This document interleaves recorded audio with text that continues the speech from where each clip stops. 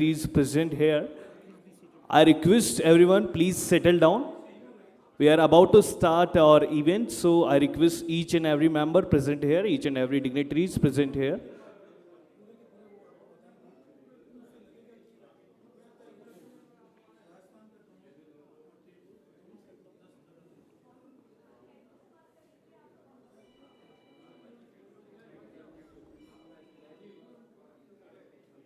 Once again, I request each and every member present here.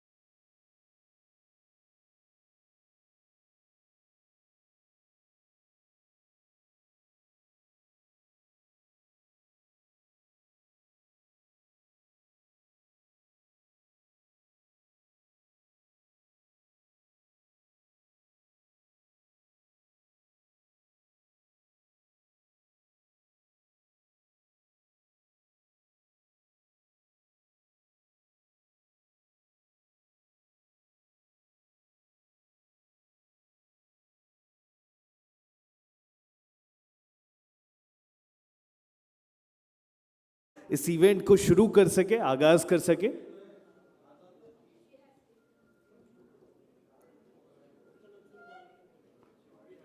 All right, good evening, ladies and gentlemen, honorable guests and all the dignitaries present here for the Symposium on Handicrafts Vision 2030. My name is Hitesh and I will be your host for the evening, and I would like to welcome you all on the behalf of Export Promotion Council for Handicrafts.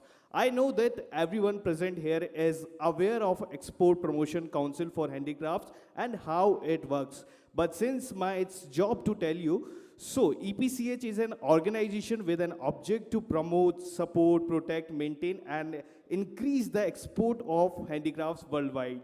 We all are amazing people present here, connected with each other with the bond of team spirit and brotherhood. And we share similar visions and strive for the best. So let's clap for ourselves. Come on, everyone.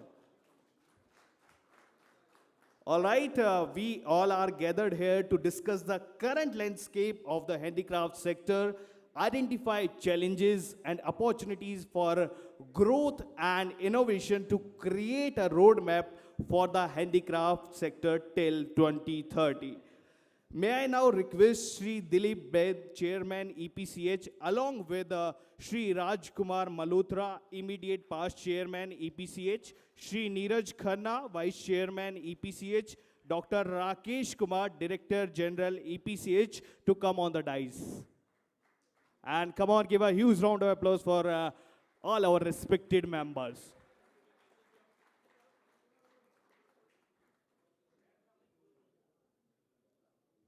Welcome, sir.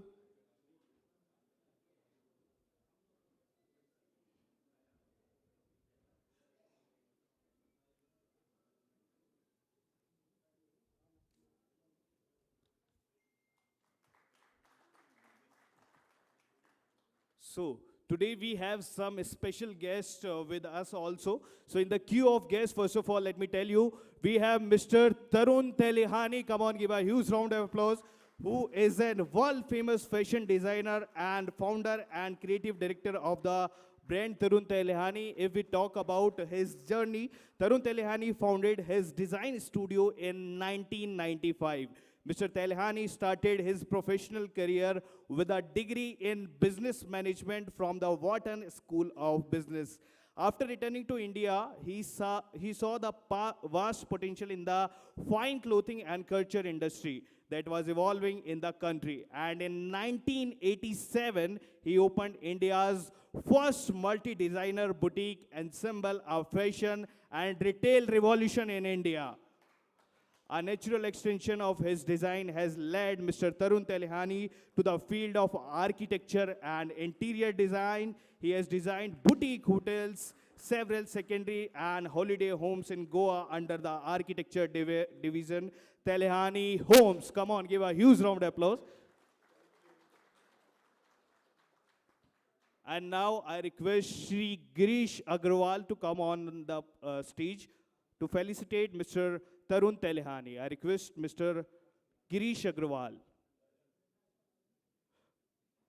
All right, we would like to felicitate our esteemed guest. I request Mr. Girish Agrawal to present a planter to Tarun Telehani, who is founder, creative director of the brand Tarun Telehani. Thank you so much, sir. And in the queue of guests, second we have Mr. T.K. Chakravarti. Come on, give a huge round of applause for him. He's in Plant Head Messrs. St. Gobain Glass, India. And let's talk about his journey. Mr. T.K. Chakravarti obtained his B.Tech and Ceramic Engineering degree from Calcutta University in 1983 and subsequently became specialized in glass technology and has over more than 40 years of rich experience in glass industries. Mr. Chakravarti started his career with Bengal Lamps Limited, Kolkata, and later joined in Philips at their lighting division in Mumbai in 1986 and was involved in the modernization of the plant. He joined St. Gobain Glass India in 1998 after a successful stint as plant in charge in Chennai. He currently working as a plant head Bhiwadi and Jagadia plant. Come on, give a huge round of applause for him. Now I request Mr. Lekraj Maheshwari to present a planter to, okay, sorry, my bad. I request Mr. Hansraj Baheti to present a planter to Mr. T.K. Chakravarti, plant head, Messrs. St. Gobain Glass, India. Once again, I request Mr. Hansraj Baheti to come on the stage and present a planter to Mr. T.K. Chakravarti, plant head, Messrs. St. Gobain Glass, India. Come on, can we have a big round of applause?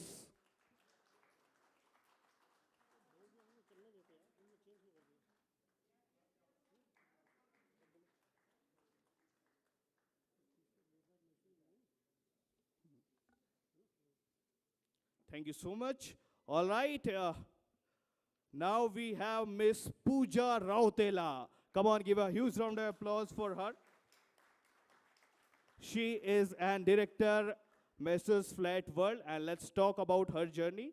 Miss Rautela is the director partner in Flat World, one of the leading sourcing consultant, handicrafts, furniture, and home furnishing categories. She has 25 years of experience in the sourcing industry.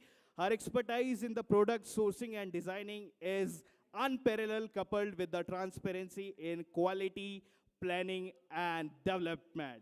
Ms. Pooja has completed her design degree from NIFT, Delhi, where she groomed her design skills. Her leadership quality and wide travel experience across the world added values to her business and to the industry. Come on, can we have a big round of applause for her?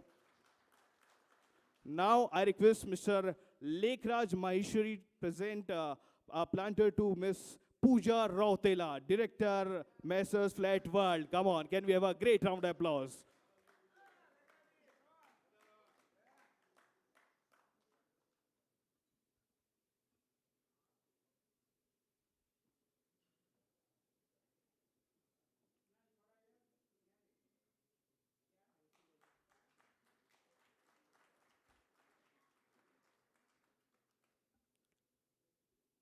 Thank you so much. Now may I request Shri Dilip Bed, Chairman EPCS, to deliver the welcome address and set the tone for the discussion. Shri Dilip Bed, over to you.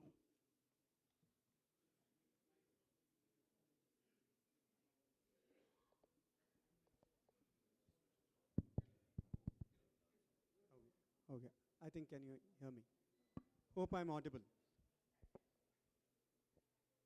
Good evening all, and welcome to you all for such a lovely and important evening.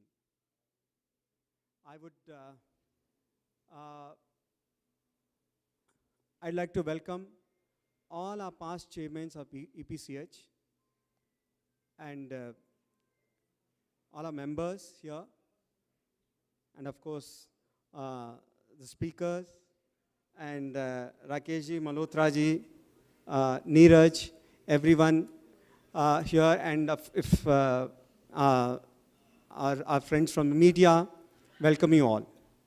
This is a very important evening from our industry perspective. We all know that we are at a very important juncture in our career as far as this industry goes. Like today, we will be setting a goal for ourselves, a vision for ourselves for next 7 years. Vision for an organization is to conceive and communicate the desired goals in a very comprehensive way. It is to inspire commitment and motivation from all the stakeholders. Before we get into that, we need to really, look into what are the challenges and the trends. And we will have to leverage the expertise we have to reach our goals. Like, friends, our industry has a rich tradition of crafts and techniques which are being passed from generation to generation. However, we are in a juncture where we need to strategize now so that it can contribute to our economic growth. The handicraft industry now requires a strategy for a dynamic growth and modernize it. So we need to really see what are the challenges we have, and we need to focus on the certain areas where we'll have to, have certain initiatives. So some of the areas what we feel is, which are essential for the growth of the industry are design, enhancement of productivity, effective marketing skills, effective marketing channels, and skill development. Today we have experts to talk to us on that and sensitize us at how important these areas are. The home lifestyle industry is one of the most dynamic and rising sector worldwide. I think you will all agree. Like, it is being driven by rising population, increased urbanization, and of course, the change in the consumer preference towards this. However, important aspect for the growth of this industry is one of the important aspects of the growth of industry is design. A good design not only brings customers, but it creates a brand image. So, also, a good design is not only a functional product or a beautiful product, but it has to also deliver, it has to also take care of sustainability, which is a major concern worldwide now. So to talk to us on all this, and for us to arrive at the end of this session on a very clear-cut vision, now I would like to invite Mr. Tarun Teliani, who has built his entire business career with design and branding. So please, see how you have built and how important has been design in your career, and how should our industry leverage design and branding to grow like. Well, I'm going to stand there and do it because I have a presentation. But let me tell you from the outside, we designers look at all of you in awe of what you built. And we are very small and chaotic. Just the fact that you have this Export Promotion Council that has been so successful that you all sit here today. If you got 20 designers into a room, as the FDCI tries, there's Armageddon. They go to war because of the ego. So what you all have done, fashion design is a long way off. But it's a different journey. I'm going to tell you my story and how it's seeping in. And now, because of the interests of big corporations, I'm tied up with Aditya Birla Fashion. What I've learned in 2 years from them, I hadn't learned in 30 because all the other spokes in the wheel, we were so design-centric. So we've come from design and we're going into a new way of working. And I guess you all have done everything that can be done, ground up as, craft-based exporters, entrepreneurs. And now, from what Dilip was saying to me and asking us, how do you upscale or upsell to the next level? So I'm just going to move there.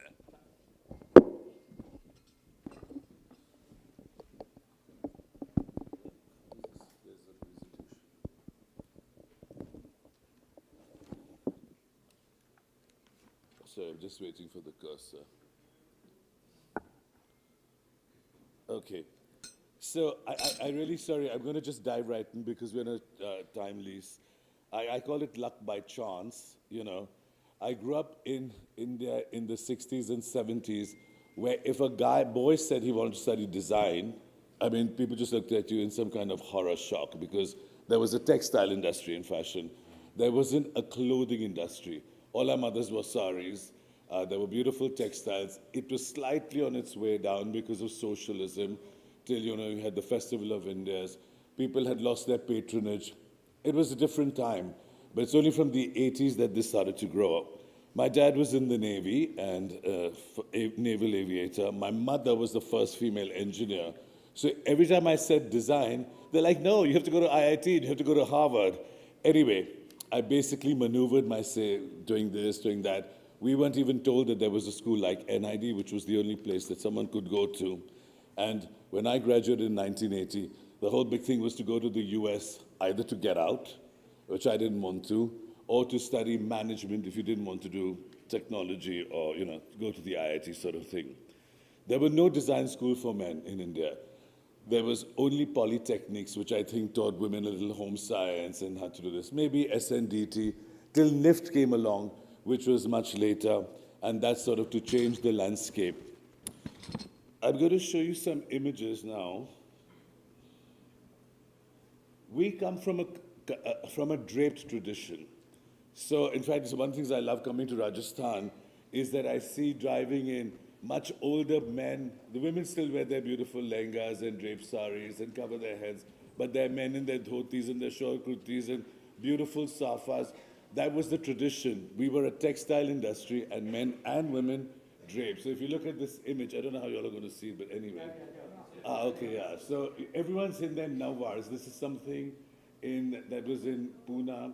These are old Ravi Verma paintings where, the first time people were actually photographed, or painted in their actual form and realism. These are dance girls, again, on a pajama, on a nara. Everything had, ties, you drape fabric, very simple construction, beautiful fabrics. That's why the British came to India, for our fabrics. And we draped them. So whether you were dhotis, lungis, safas, chadars, besides very basic things, everything was draped. And the sari also, as you know, is very different in different parts of the country. So I always say that if 200 years back I came down in a parachute, I would know by looking at the way people draped what part of the country I was in, like you'd know from listening to the language or seeing the food or other stylistic things. It's only when the British came in that you start to see tailoring, the simple jackets, but still, I grew up in India, we still see a lot of this. Now it's almost gone. You'll see it a bit in Kathawar, you'll see it with lungi, and thank God for the wedding. These are beautiful, I think they're Naga women, and you still see these shepherds with their kedu, their big safas, beautiful dhotis. That's the India we came from. Then we had, the British came in, there was something, and you had the costumes of Royal India. Oh, sorry, I have to speak into the mic, sorry. Costumes of Royal India, which has really stayed in the public imagination. There was a wonderful show in New York, and as you know, Bollywood, fashion has all been obsessed with Royal India. And of course, the most beautiful images come out of Rajasthan. Weddings are done here, and so there's a lot of imagery, with the jewels, the brocade, the layering, that has stayed in the Indian consciousness, even as we move to being much more westernized. But there's this whole thing that, at weddings or special occasions, people want to go back to this heritage. And that's what designers have worked a lot out of.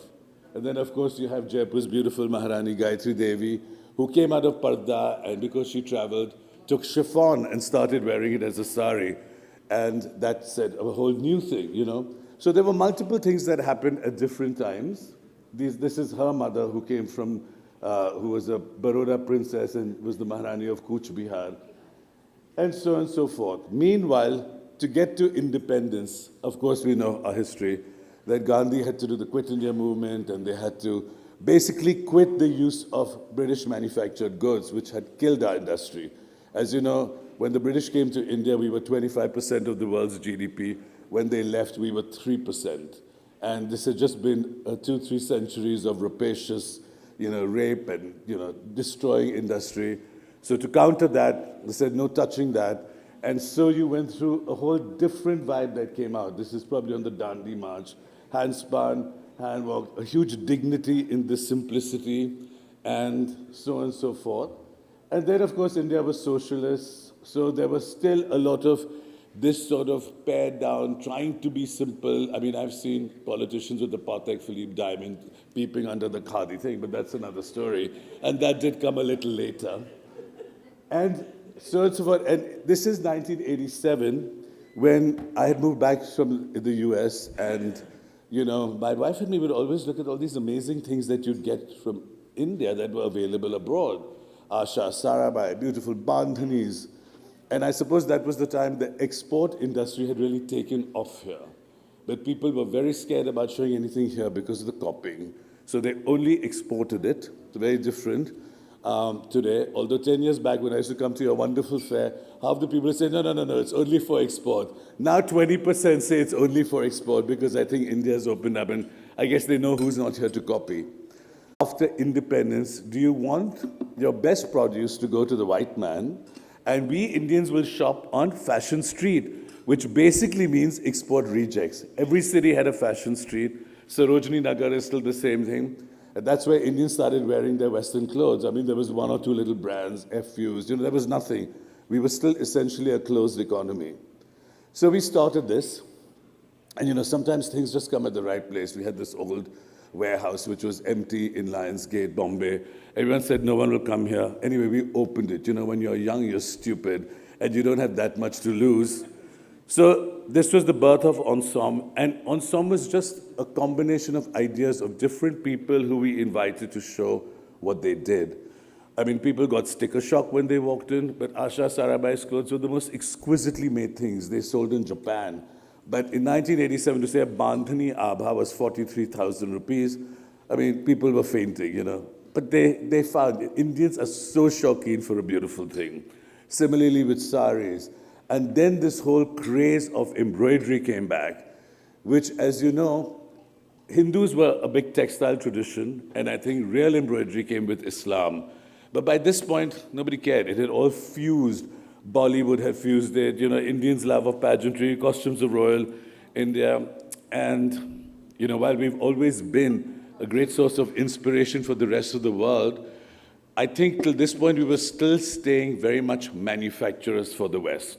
So there were a lot of incredible factories being set up. Designers would come, they'd give their design. As opposed to today, where a lot of Indian fashion houses or even the exporters are developing samples, ranges to show. At that time, the designs came, the patterns came. India is the embroiderer for the world. It's only now that, like with the Dior show and then bringing the Chanakya school, that all this is being acknowledged openly, not being hid underneath, finished in Italy or France and saying, made in, Italy.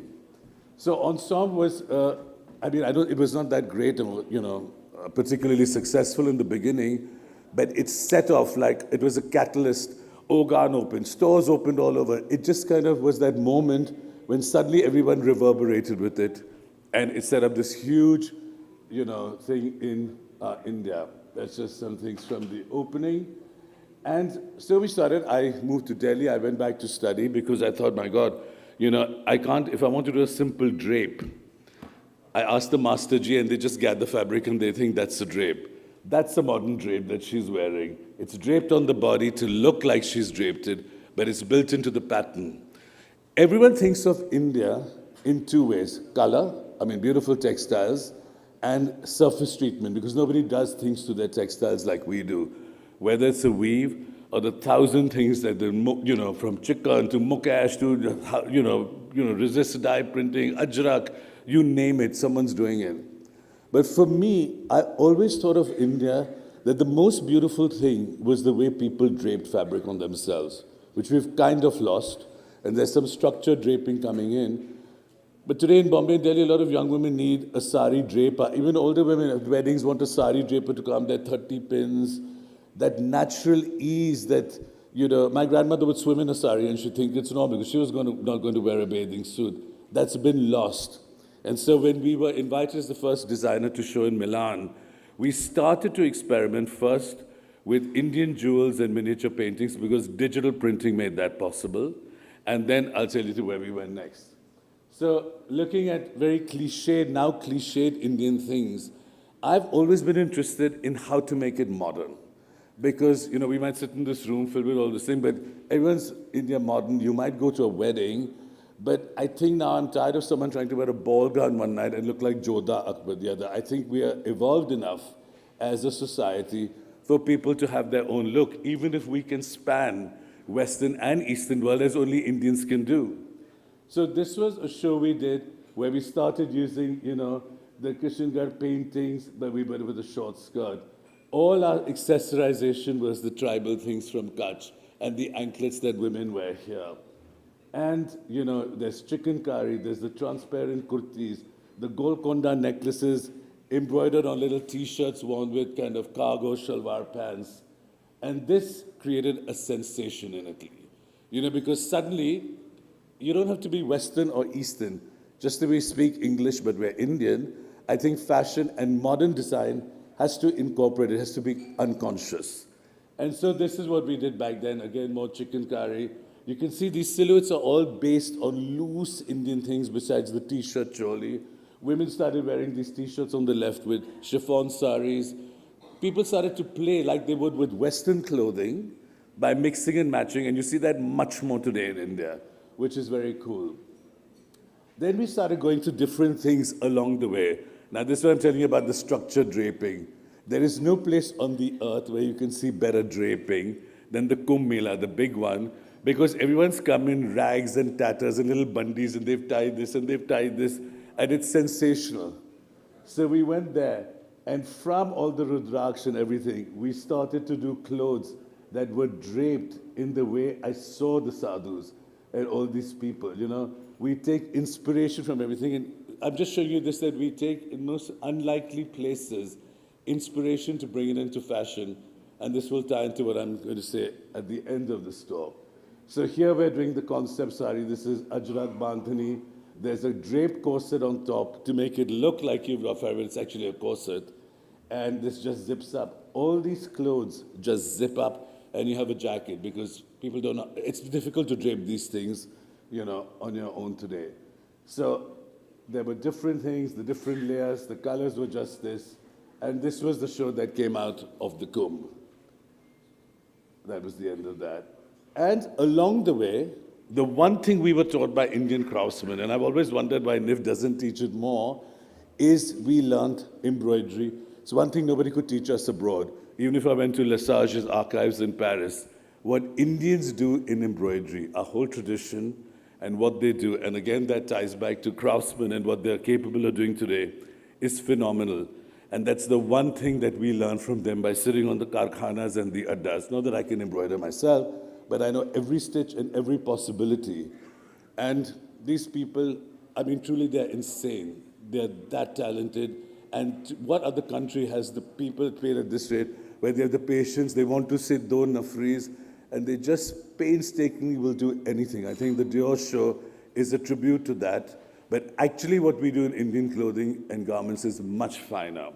So this is what we do in the more bridal and what we call the couture or something. These are all French knot, amazingly detailed things. Again, if you see his kamarband, that's based on the way the Udaipur kamarbands were tied. So we're constantly looking at our past to get new ideas on how to contemporize and open it. And these are just some things from our couture collections. In fact, these were shot here in Jaipur. and at one of the smaller palaces.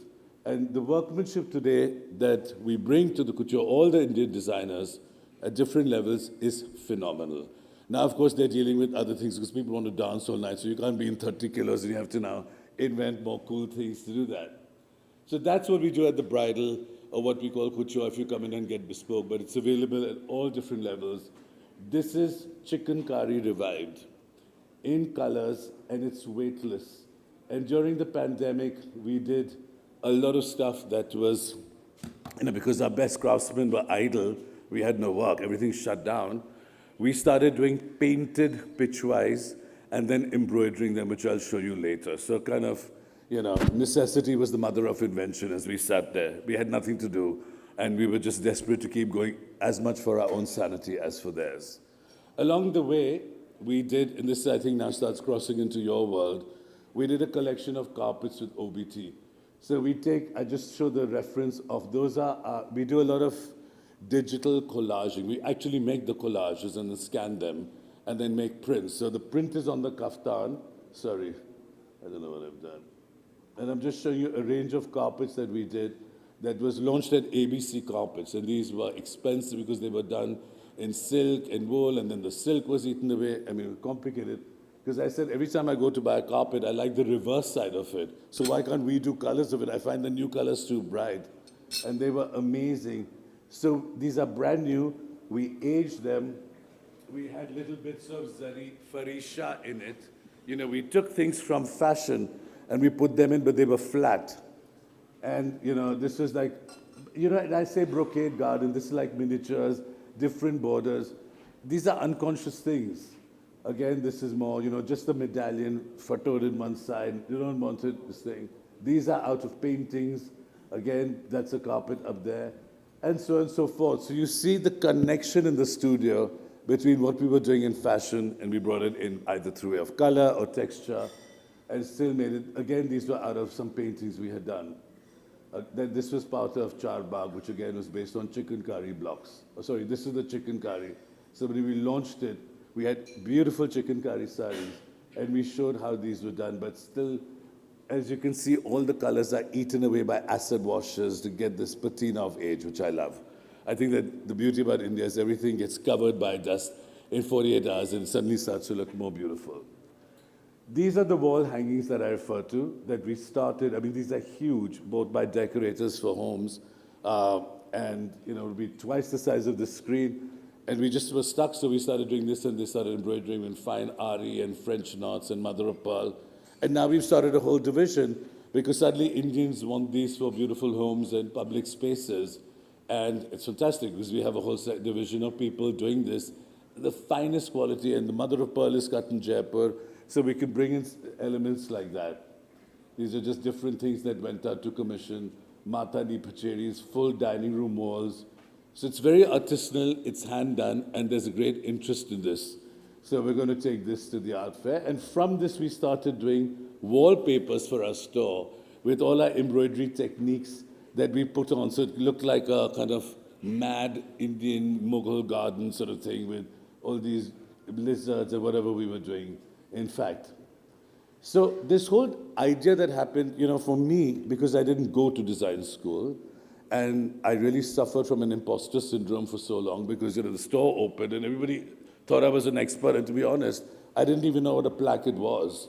So it took me 20 years or so to recover. I went to design school, I studied, I came back. But basically, it took me a long time. I'm talking purely from a design point of view. We had wonderful karigars, we have wonderful people who are willing to work. But that point of view took time to develop because I had to process and assimilate many different things and bring them together, which I think honestly took me 20, 25 years. So now, whether I do a carpet or a pitchwai or these modern houses that I'm about to show, there's always a connect. And even if we do very heavy Indian clothes, we want a lightness. I want a lightness in them because I do think, as you said, what is design if it doesn't fulfill the function first? I mean, if a bride comes down and in 2 hours has to go up crying and put on a black dress and rubber chappals because she can't walk in those Louboutin shoes, what the hell is the point? It's ludicrous. She looks like a retard to me. They're walking with three people, holding their trains, You know, they can't walk, ro re bichare. You know, one bride's lehenga, the zipper burst and it fell down. I wasn't there, but this was in the papers. It's insane. And you want to be sustainable, you got to have clothes that you can repeat. So we always tell them, use your blouse and wear it with the sari. Take the lehenga, now you can wear it with the satin shirt. There are many different ways. Luxury for me is not a logo, it's what you feel on your skin. And it took us a long time to assimilate and put together, design the things that we could do, learn the techniques and make them sit properly. And fashion is not costume, it has to be lived in. Different designers have different philosophies, that's their prerogative. But this is what we do. And somewhere along the way, we started doing homes in Goa to begin with, where again, a lot of stuff comes out of Jaipur, and that's how I know you're a big fan, because I'd always come to Greater Noida to source. And in the beginning, we were just all, no, export. Now when we go, 80% are Sweden. I said, you meet a minimum of 50 pieces or 75 pieces. I said, we can do that for you. So a lot of these products, the products are fantastic. That's why I feel, I don't know what you all do individually, but I'm always blown away when I go there to look at the quality of what the work is, whether it's woodwork and lamps and of course all the Muradabad stuff, some carpets, the wooden beds. I don't even know where this is coming from because it's been a big secret in India. Now, of course, and I understand it, people are going to copy, you have to hide it. So this was, we started doing the old Portuguese. This is a big project we just did, keeping it very clean and, but everything is Indian and just kept, in a very cool space, cement floors. And so we keep experimenting with this light. The lights are all made in India and, so on and so forth. So this has been a very long journey. And I think that we didn't focus on it as a business. I was always obsessed with learning till we tied up with ABFRL. They've invested in my brand and we've started a new brand called Tasva, which we've just opened our 56th store yesterday in a year and a half. And this was the antithesis of the way I worked, which was, what do I feel like doing now? This is like, listen, this is the market, this is the competition, this is the price point. We start at 17 or 1800 rupees for a kurta shirt. They're beautiful kurtas at 4,000 rupees. Lycra churidars, things that are super comfortable, but it's produced in very professional mass factories. And it's going to be, say what Zara's to fashion, we want to be the Indian equivalent. Fab India had its day, they're still wonderful, but they haven't kept up in the pattern making and the fabrics, for a modern fit. And that's what we do. So that's what we're up to now. We're basically, these are weddings we've done where everything is hand embroidered because Indians are so shocky now. The more, they're exposed and they go to all these wonderful things, there's a great India pride now. And that's another great thing, not just for what we do in India, but also in terms of what you'll take out to the world. The perception of India has changed very different. I used to hear that Japan, everyone thought was tacky in the 60s, but by the 80s and 90s, you couldn't get enough of Japanese stuff at ludicrous prices. It's what the Japanese did to manage this for themselves. So these are just, look at the scale. This is in Umaid Bhavan. These structures are fully embroidered. That's a fully, I'm sorry, the bad photos, but that's fully embroidered. It took like 4 months. The diameter was like this. So this was for one night. Anyway, she said she'd use it. Hopefully she will. This is up close. When we do a fashion show, I'm going to, yank it out of her. And this is the factory where we work. Again, doing everything. And that's our philosophy, all that we were and more. So just quickly to end this, I want to say this region in Jaipur has the most exotic, glamorous associations in India, partly because of the royal past, partly because of the way the city has still kept it. And for me, just seeing the comfort in being Indian and cool and, Delhi and Bombay can be very pretentious and Bollywood has I think, a more disruptive, unfortunate influence than, positive one. If you follow their Instagrams, you would agree with me. It's scary. Log on to Karan Johar, you know what I mean. And, and you all still live rooted. So I think it's an amazing thing. The India story is your design story, Now, basically, everyone started, you start doing things to manufacture for the West, to build a business. That's a phase. then you get more evolved and you start to develop whatever it is that you do it better, or you get more skilled in it, or you get collaborations, or you go and, get people from abroad. I think one of the things that Dilip said to me is that Indians here think that design is a cost, and it is a cost, but it's a cost with a very good reason, because how do you connect we have the most amazing craftsmen in the world. I mean, I can tell you, but why is it that someone goes to Italy, they're willing to pay just because of that, or France? They're willing to pay so much more because it's Italian design. I mean, they were making things in China and pretending it was made in Italy and just at the last stage doing it. And we all know the tricks of the trade. But India's, I think, poised as never before. I want to tell you that both LVMH, who is now the richest man, Bernard Arnault, but during the pandemic, I think the owner of Zara was the richest man for a while. So both spectrums have enormous potential. You have to see what you fit in and where you go. But I think that now more than ever, instead of just competing on price, if that's what people do, I think the way to upscale is to either have your own point of view, to build your story, or to make it special, and to kind of make it a little more design-oriented. Otherwise, everyone's going to be scrambling, competing for price, right? I mean, the basic cotton T-shirt, maybe that's what they do, till someone in comes and tells that fantastic story and get people to buy into. And I think more than ever before, India is ready, and it's the need. I am constantly, my big stress is that there's so much pressure to use computer embroidery, this, that, and we do a bit of it, honestly. But I'm like, what are all these people going to do? What are all these amazing craftsmen going to do if we start doing that? I mean, that's easy to do, run and, put 50 CNC machines and do all of this. But I'm still trying to work out that dilemma, and that's why we do a lot of work at the very high end that is hand done. And we still do it. There are different needs. And so I make that no conflict like that. But I want to tell you, what you guys have done, just the fact that you all are here, if this was to be done with fashion designers, there'd have been war by now. Like, 3 would be bleeding, the press would have been called. We're not a very congenial bunch. It's a lot of ego, and they don't have the businesses that most of you all do, almost none do.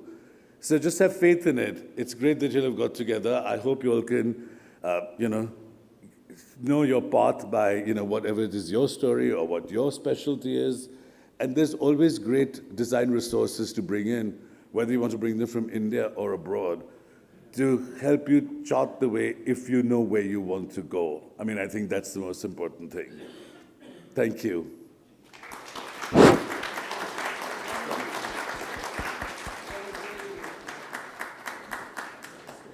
Thank you. Thank you, Tarun. Wonderful journey, and the detailing you do on the design, this is something is a takeaway for all of us. I want to add one thing, Tarun. As I said, many of us, we feel that design adds cost. But I think it adds value faster than the cost. That's been my experience in my company. I mean, the value is the value added is much faster than the cost. But it's a process. It's what you do to get that special thing.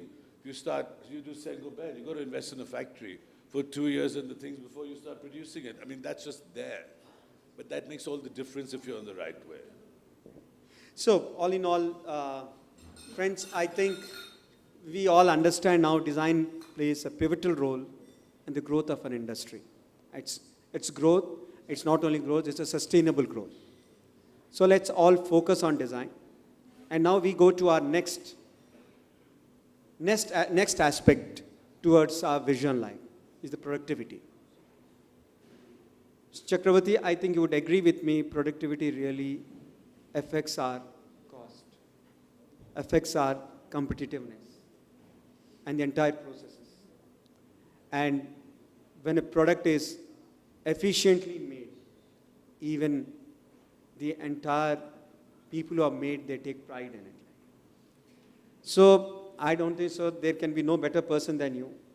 You are plant head of Saint-Gobain, which has plants world over. If they have established plants world over, definitely their focus has been, of course, product and the productivity line. So let us hear from Mr. Chakravarti, his experience, how important is productivity for the growth of an industry line. Please. Yeah, thank you, Mr. Dilip.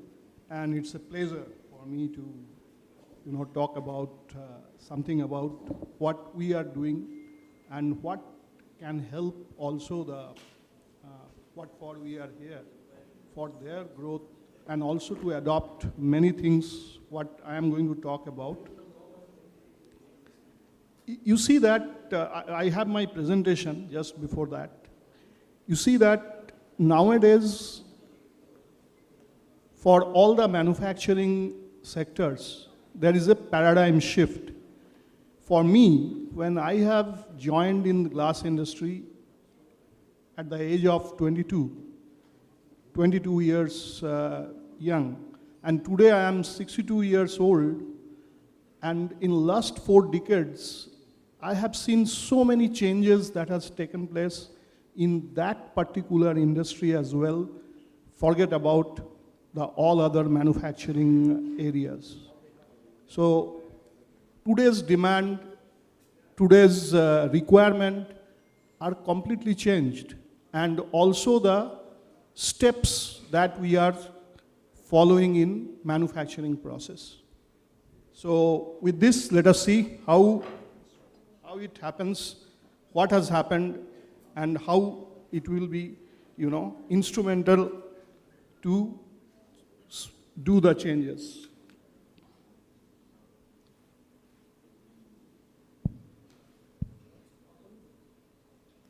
Yeah, I am very much thankful to Mr. Dilip to give me this opportunity to talk with you people, interact with you people, and I am really delighted. And especially after the presentation, the colorful presentation that Mr. Tarun has just now, presented. After that, maybe it will, the hardcore manufacturing will be a little bit, boring, but I will try to make it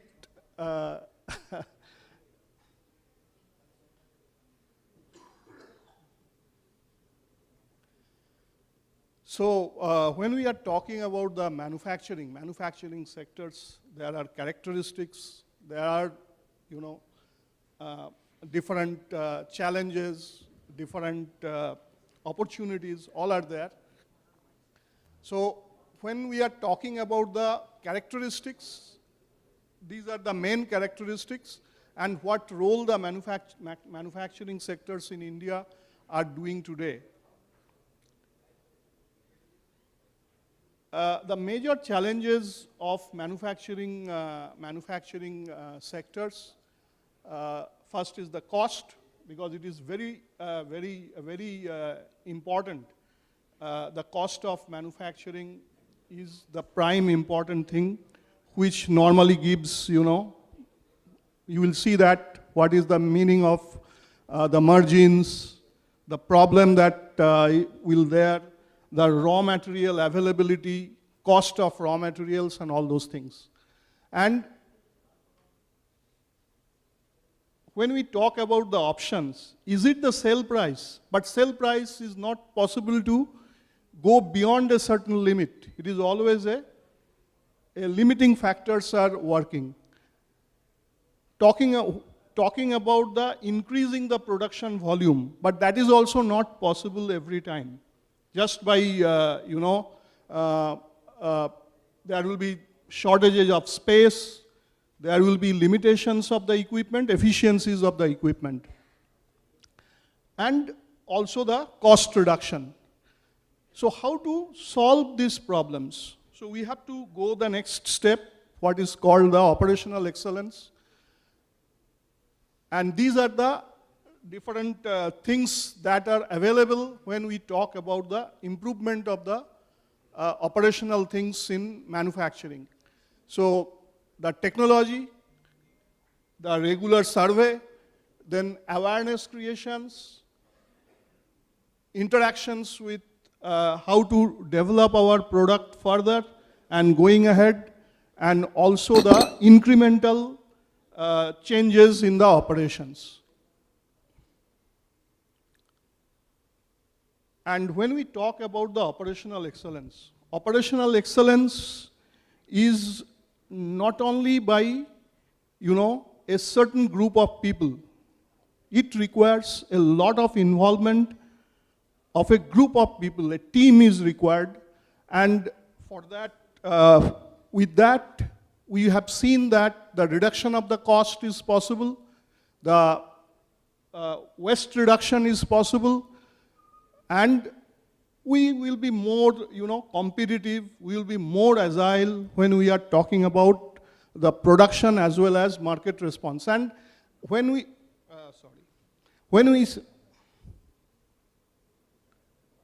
see the real results, we have seen that with the lean, with the operational excellence, this is what we can achieve. The reduction, productivity, WIP, quality improvements, space utilizations, all those things we can work on with this operational excellence. Now, when we talk about the productivity, all of you probably know there are two types of productivity. One is the labor productivity, that is means the amount of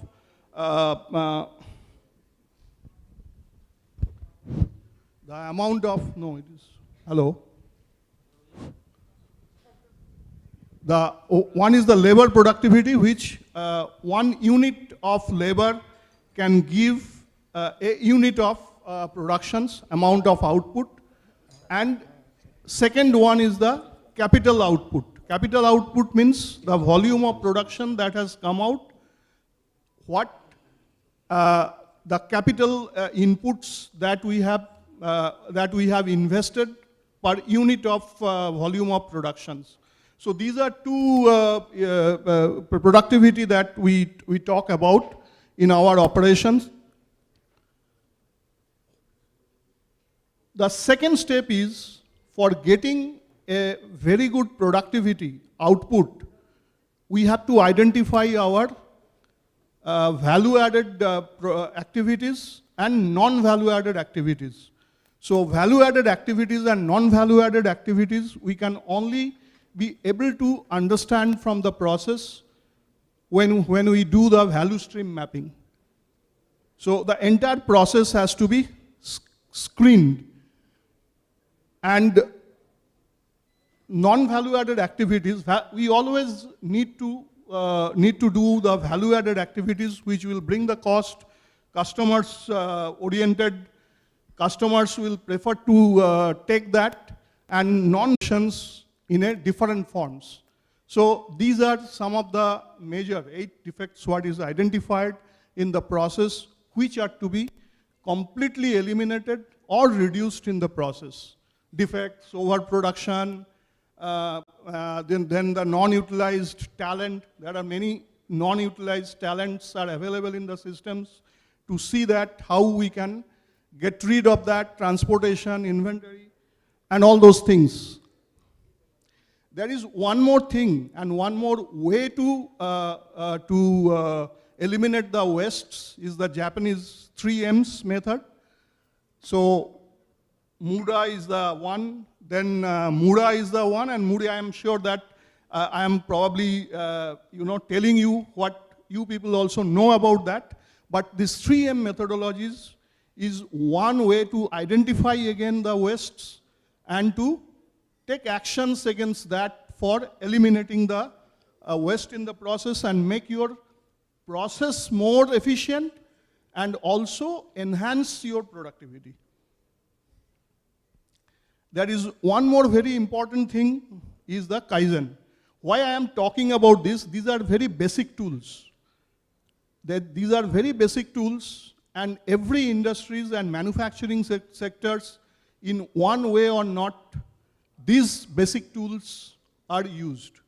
Even when we are progressing to a different manufacturing areas, they are also for improvement, further improvement, or doing the things, processing the things. These basic tools are very, very important. Second thing is, that last thing what I am talking about is the Kaizen. Kaizen is nothing but a small scale improvement. How to do that? There are, it basically talks about the good process, bring good results. We have to take action to correct and causes of the problems, speaking with data, managing with, working as a team, what I have already mentioned before. And the major benefits of the lean Kaizens are the increased productivity, improved qualities, better safety reliability in the process, and improved customer satisfaction. So these are very, very important because the Kaizen is also divided into many segments which can be done immediately if we want to increase or improve some areas, which is called the quick Kaizen, which has to be done a little analysis. Then there is a standard Kaizen. Standard Kaizen is a little more steps ahead, where you have to find out a small project and the steps in which you will improve further. And there is major Kaizen, when you will take a very big projects to improve in multiple folds of what you wanted to have in your process.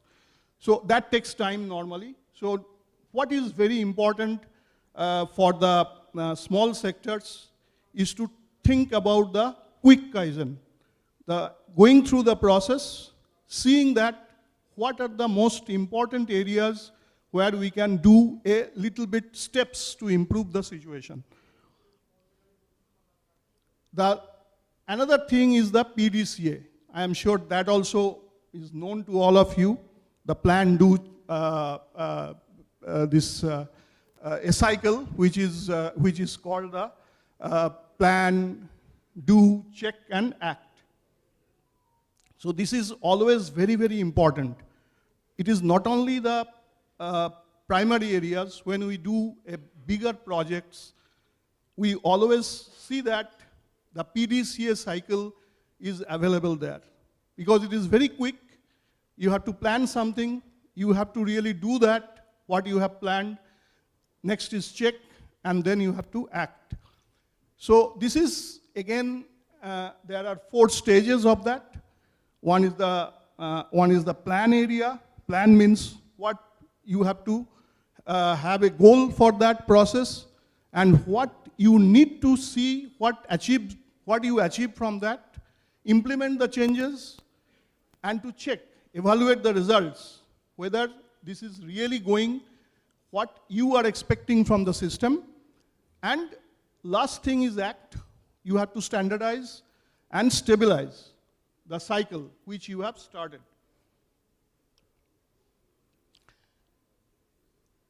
Again, I am coming back to the basic areas again and again, because basic tools are very, very important for a very good and stabilized operations, productive operations. So 5S. I am sure all of you know about the 5S.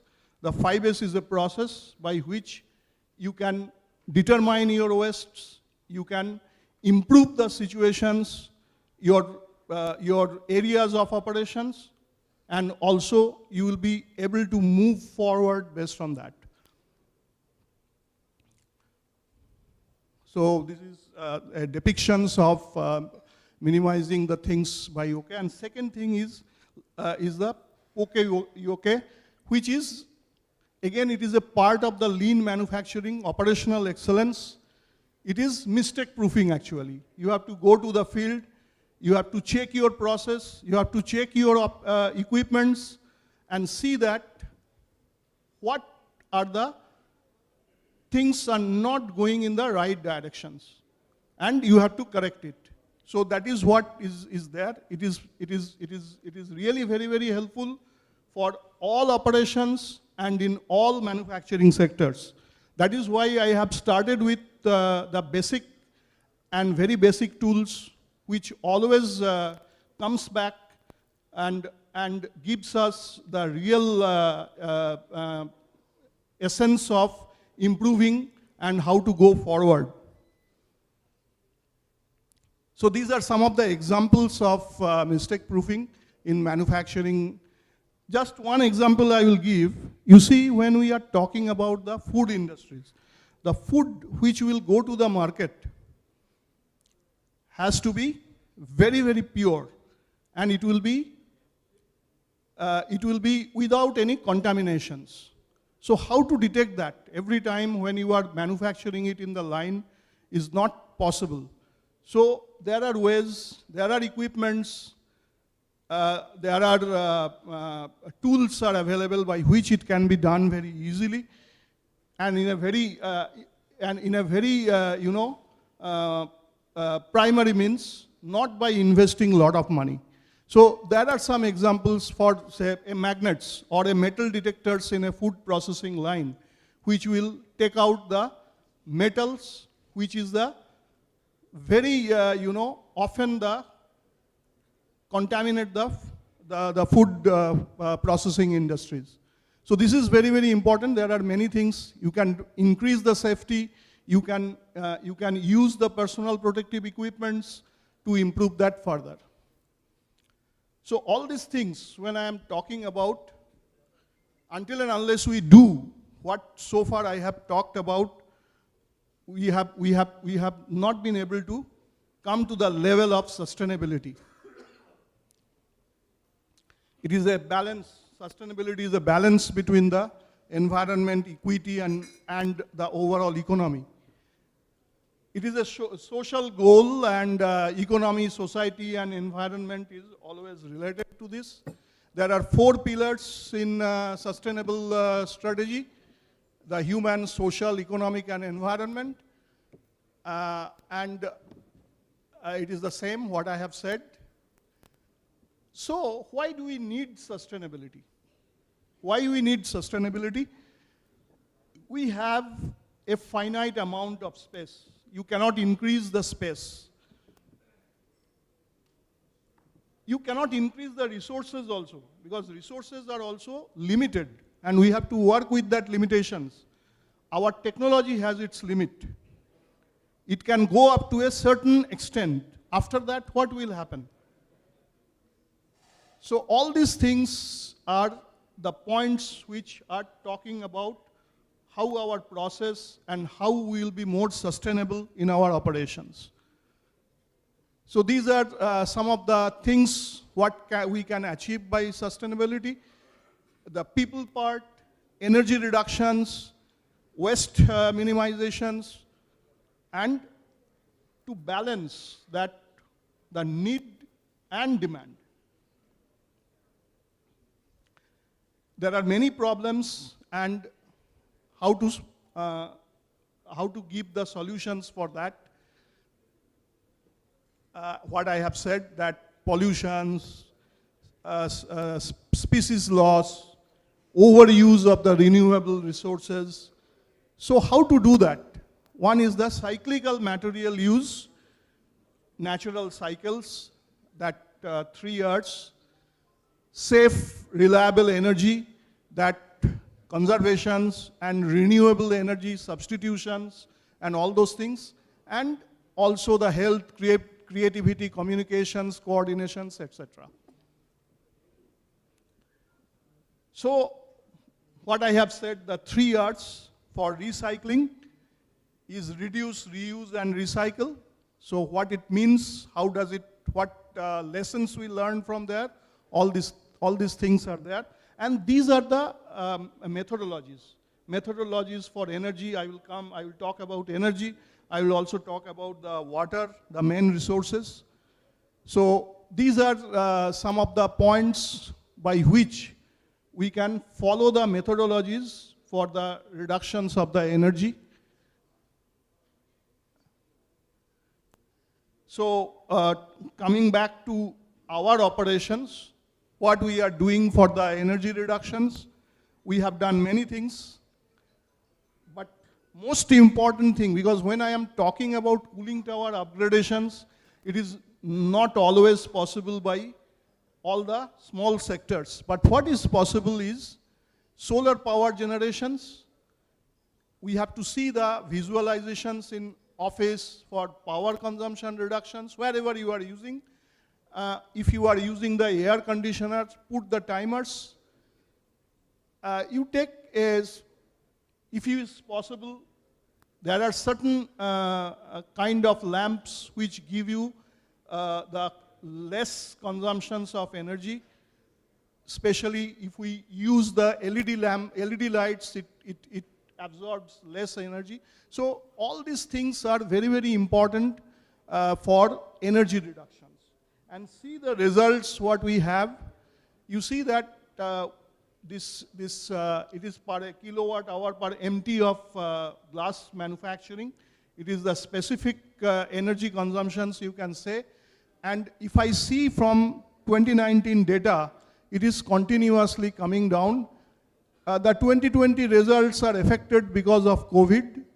Otherwise, you see that continuous. We are same thing for the last 10 years. We are continuously monitoring. I have seen actually the last 5 years, but it is actually for the last many years, last 10 years, we are observing that. And we are religiously following the same thing. We are doing the audit. We are doing the changes. We are using the small changes in the process.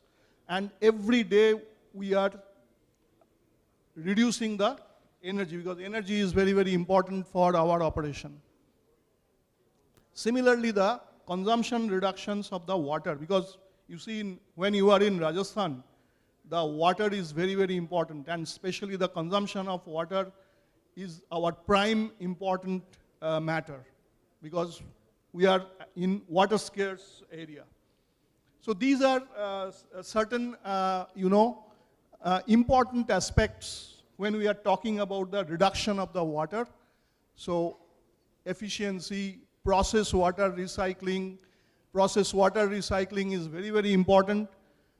Again, it is related to the wastes, what I have talked about at the beginning, the basic tools. Okay, installations, how high efficiency toilets where water, it is not always possible. And of course, the effluent and sewage water treatment plant. And this is what we are doing in our operations. We are reusing the process water. We have everywhere, because one very important thing that always to be remembered, when we are talking about the reduction of anything, any consumables, the first thing that you have to measure. The measurement is very, very important, that what is your current consumption, and from that current consumptions, where do you want to go? So this is very, very important, and all these factors what we have taken, you will see that where we are. Again, the specific consumption of water per kiloliter of water per ton of glass manufacturing. Again, you will see that it is continuously coming down. And for your informations, the Sengoben Bhiwari plant is the best performer as far as the water consumption is concerned, because it is always in our mind that we are in a state where water is very, very important. So you will also see that what we are doing also.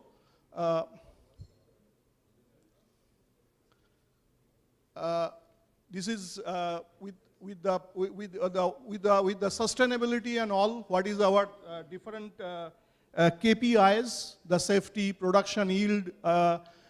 Another important thing that I just wanted to talk about. You see that when I have started the operations, that time the flat glass means the glass what is used in the building, what you are using in your furnitures or even in the cars. Those glass has to be packed in a wooden crates.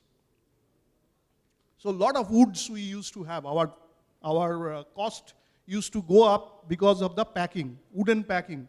But what we have done, when we have started the operations in Rajasthan, we have taken a goal that we will slowly come out from the wooden packing. We will do the green dispatch. We will not give any packing, and we will send the glass. And you will not believe, and you will not believe that, you see, when we have started, it was only 12% green dispatch we used to sell into the market. And today we are at 100%. We have completely eliminated the wood, and which has given us a cost reduction of almost 1100 rupees per ton of glass. So just imagine the changes in 10 years we have achieved. So this is what I am talking about, that first you have to measure, and then you have to decide where you want to go. Until and unless we will go to that, and all the basic tools, what I have said, you will not utilize, it will be very difficult to achieve that. Similarly, we have also seen, you also see that our productivity is increasing. In the last 5 years I have projected, but if I see the 10 years, it is continuously increasing. And this is what is our sustainability factors. Our internal goals, Saint-Gobain worldwide, the internal goal is by 2050 we will be net carbon zero. That is what is our goal, and we are inching towards that.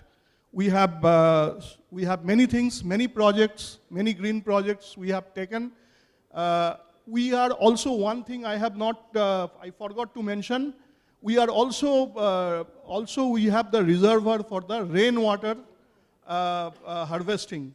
We have 2 ponds, one is 34,000 KL and one is 46,000 KL. We have 2 plants, and it will give almost 4 months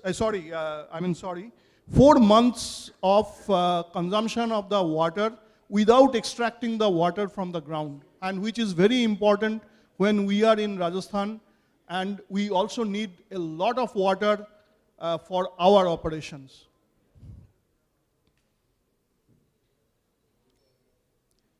We are also working for the digitalizations. A lot of work we are doing for reimagining the manufacturing with digitalizations in safety, in operations. But again, we are moving very slowly. There are a lot of things to do, and every year we are improving on that. Already our operation by default is a lot of Industry 4.0 are available. But this is what we are talking about, the peripheral areas where we are handling the glass, where we are transporting the glass, the equipment parts, we are doing that. You will see.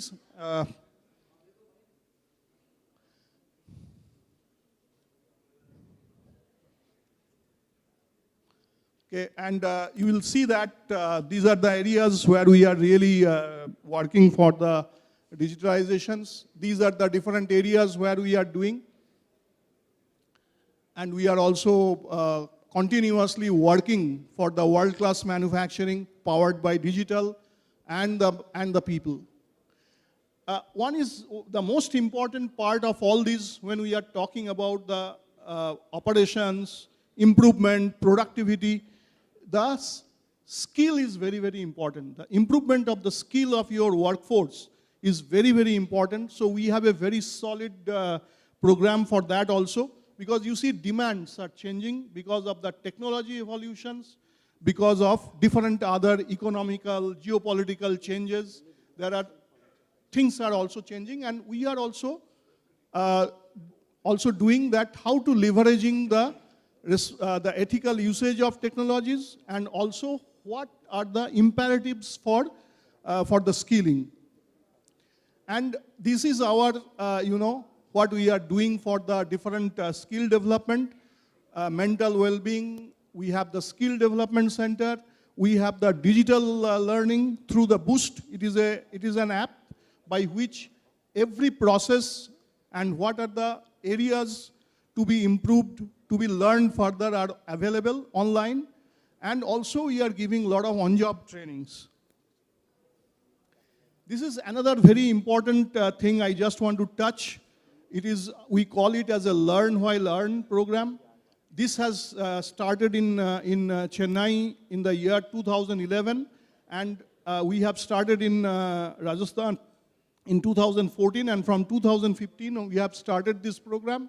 Here we are just taking the children from economically background families, and we are giving them 4 years diploma courses through one, we have appointed NTTF, one organizations are there, Nettu Technical Training Foundation, and they are giving the theoretical things, and Saint-Gobain is supporting them by learning the practical things. So this is a huge success and our flagship program, and for that we have got different accolades from the government as well.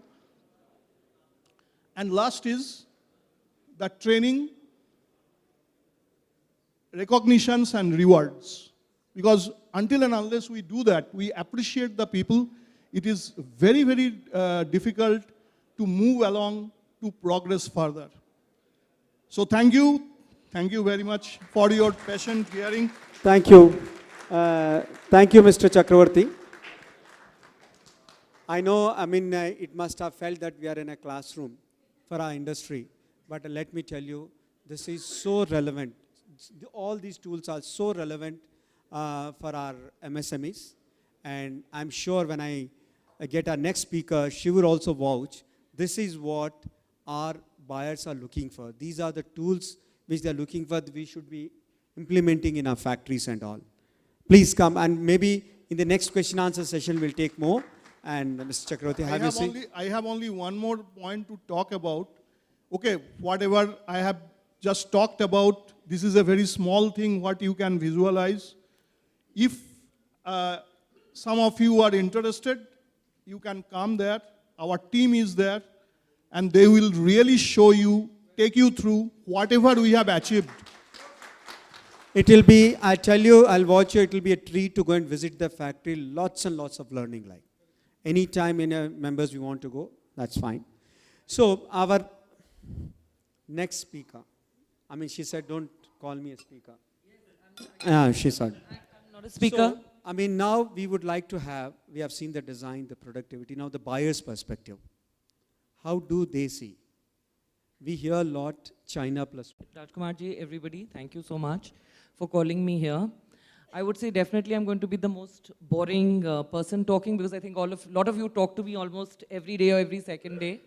But anyway, I think that, the question that Dilipji has asked me, I think yes, definitely it's a very good time, because world over, and especially in the US, they're really looking, everybody is looking for an alternative to China. It's very unfortunate, because I think, those people very hardworking, they had set up a lot. But it's mainly due to the geopolitical issues that they're looking at India now. So I think we are really in a space where everybody is looking at India. I'm sure you're seeing a lot of non-traditional businesses also coming to India. Like in the past, in the last decade or so, we've had handicrafts, we've had, all the materials that all of you have talked about, whether it's marble, stone, metalware, a lot of those businesses have been here. But now I would say that the buyers are looking to India for a lot of different categories. So whether that is from paper to electronics to cookware to even food items, sporting goods, I think a lot of those sectors are also going to open up in the coming years. And I'm not sure if any of you read that article that Walmart is also going to be sourcing a lot of these products out of India. So definitely there's a lot of opportunity, and yes, I think that it's really a time to look at a lot of different things that will happen, within our industry as well as things that are related to us. Poojaji, I'll have one or two questions for you. Yes. See, you have seen this industry last 25 years growing. Now, with this new perspective, new expectations of the buyers, what do you think the industry should be doing now? How should they be conducting their business? What are the manufacturing practices, do you think? What all we should be doing so that we are, part of this story, this momentum, and we catch this momentum? Okay. So I think, first of all, thank you to, Tarun and Mr. Chakrabarti, because I think it was a perfect blend of what we need in terms of, our day-to-day lives, in terms of design as well as productivity. And, I think we all know excellent factories, manufacturing, all that part we know. But I think today one of the words that really stood out to me was the value add. So I think that value add comes in many different ways, as you know, and design is a very, very big focus, I would say. You know, everybody, it's a very big value add. It's a point of view. It's a point of difference. You know, when the buyers come, like you said, you know, you walk through Expo Mart, there are thousands and thousands of stalls. Now, what are the reasons that you stop at some of them? So I think definitely design is a very big thing. Luckily, what happened, you know, for some of you who don't know, but in the year like 2021, there was a huge surge in our sector. So I think people have worked a lot on capacity. People are working a lot on equipment. You know, so the manufacturing part, luckily, I think a lot of people have prepared for it. I mean, as we know, these days it's a bit challenging in terms of demand because there's, you know, so much inventory world over. But the good part is that hopefully in some time, you know, all the capacity and everything that everyone has built up will come to good use.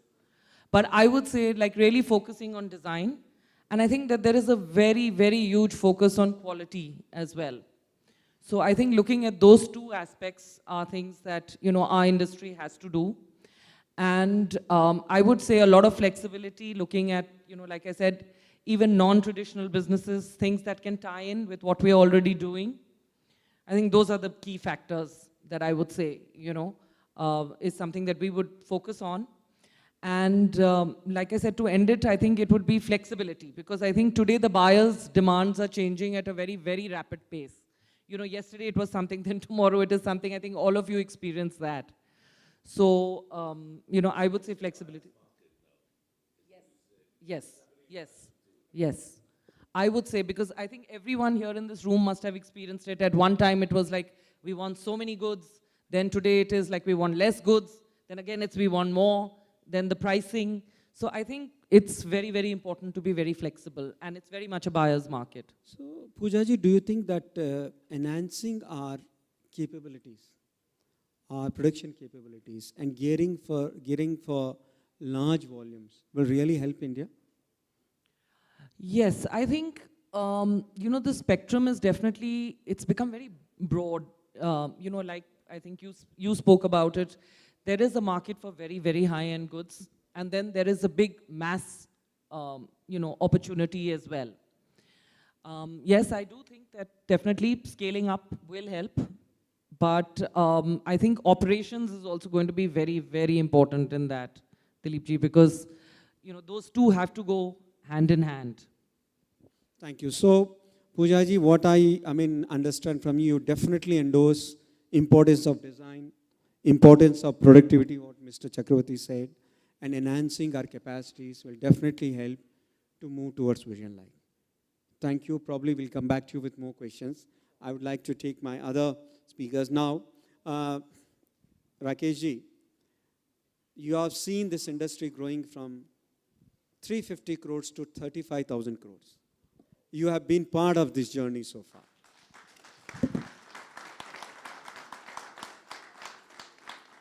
I think you will all agree. Yeah. So he has been the one permanent standing pillar for all the growth which our industry has seen so far. Now, what next? What is it that we should be doing? And especially from EPCH side, the initiatives taken by EPCH to foster this growth. If you can highlight and educate our members on that, please. Thank you very much, Dilip ji. Good evening, everybody, friends. All faces are no, most of you. Dilip ji, all these 30, 35 years have been a beautiful journey, but not one single pillar. I was never alone. It was always together. Definitely, the persons, the people changed at the different destinations. Started the journey, very humble beginning was there when we had the EPCH office that was taken by me with a small block in around 600 square feet space at Delhi. With a very, just a few people over there. 386 crore rupees, crore was the total turnover that time, but you rightly said. And then few of our members, around 200 and odd members were there. Some of them are also present here. Initially, late Shri P.N. Suri, then Mr. Bahal, many names. Just I would like to mention because our journey was never alone. Navatan Samdariya ji, and also many of you like Nirmal Bhandari ji present here, R.K. Singhal ji from Jodhpur, Praladka ji, Nirja ji, Bordia, and Ravi Pasi ji especially, my dear friend. So they were there, and then the journey began. By 1992, we realized that the biggest challenge at that time was the marketing for the handicraft. Because we used to produce, so wherever we used to go, we started going to these small clusters, places like Makrana. तो मकराना में जब गए तो मकराना वाले हमसे पूछने लगे, भाई साहब वो आगरा में तो जो है ना मार्बल वाले हमारा माल बनाते हैं और वो महंगा वो बेच लेते हैं और हम नहीं बेच पाते. तो हमने उनसे यही पूछा, भाई साहब आप तो फुट बाय फुट की मार्बल टाइलें बेच रहे हो और वो तो प्रोडक्ट बना रहे हैं. तो I mean we had all these basic issues that time we were facing. So ultimately the marketing was the biggest problem, overseas market. We are already having 37 exporters, and that is enough. Finally, another year we made an attempt in 93. The same denial was there. So that was the year that is thought that why not we should have a trade fair in India.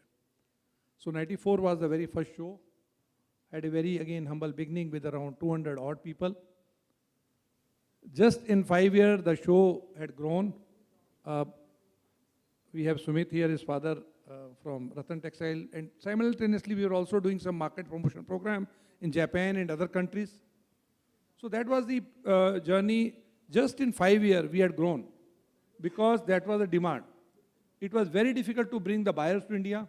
They always thought that international fair, the sourcing fair for the overseas buyer can be organized only in the overseas country, in Germany and other country, not in India. The communication means you cannot imagine today we have mobile. That time we used to have a black phone where you used to dial.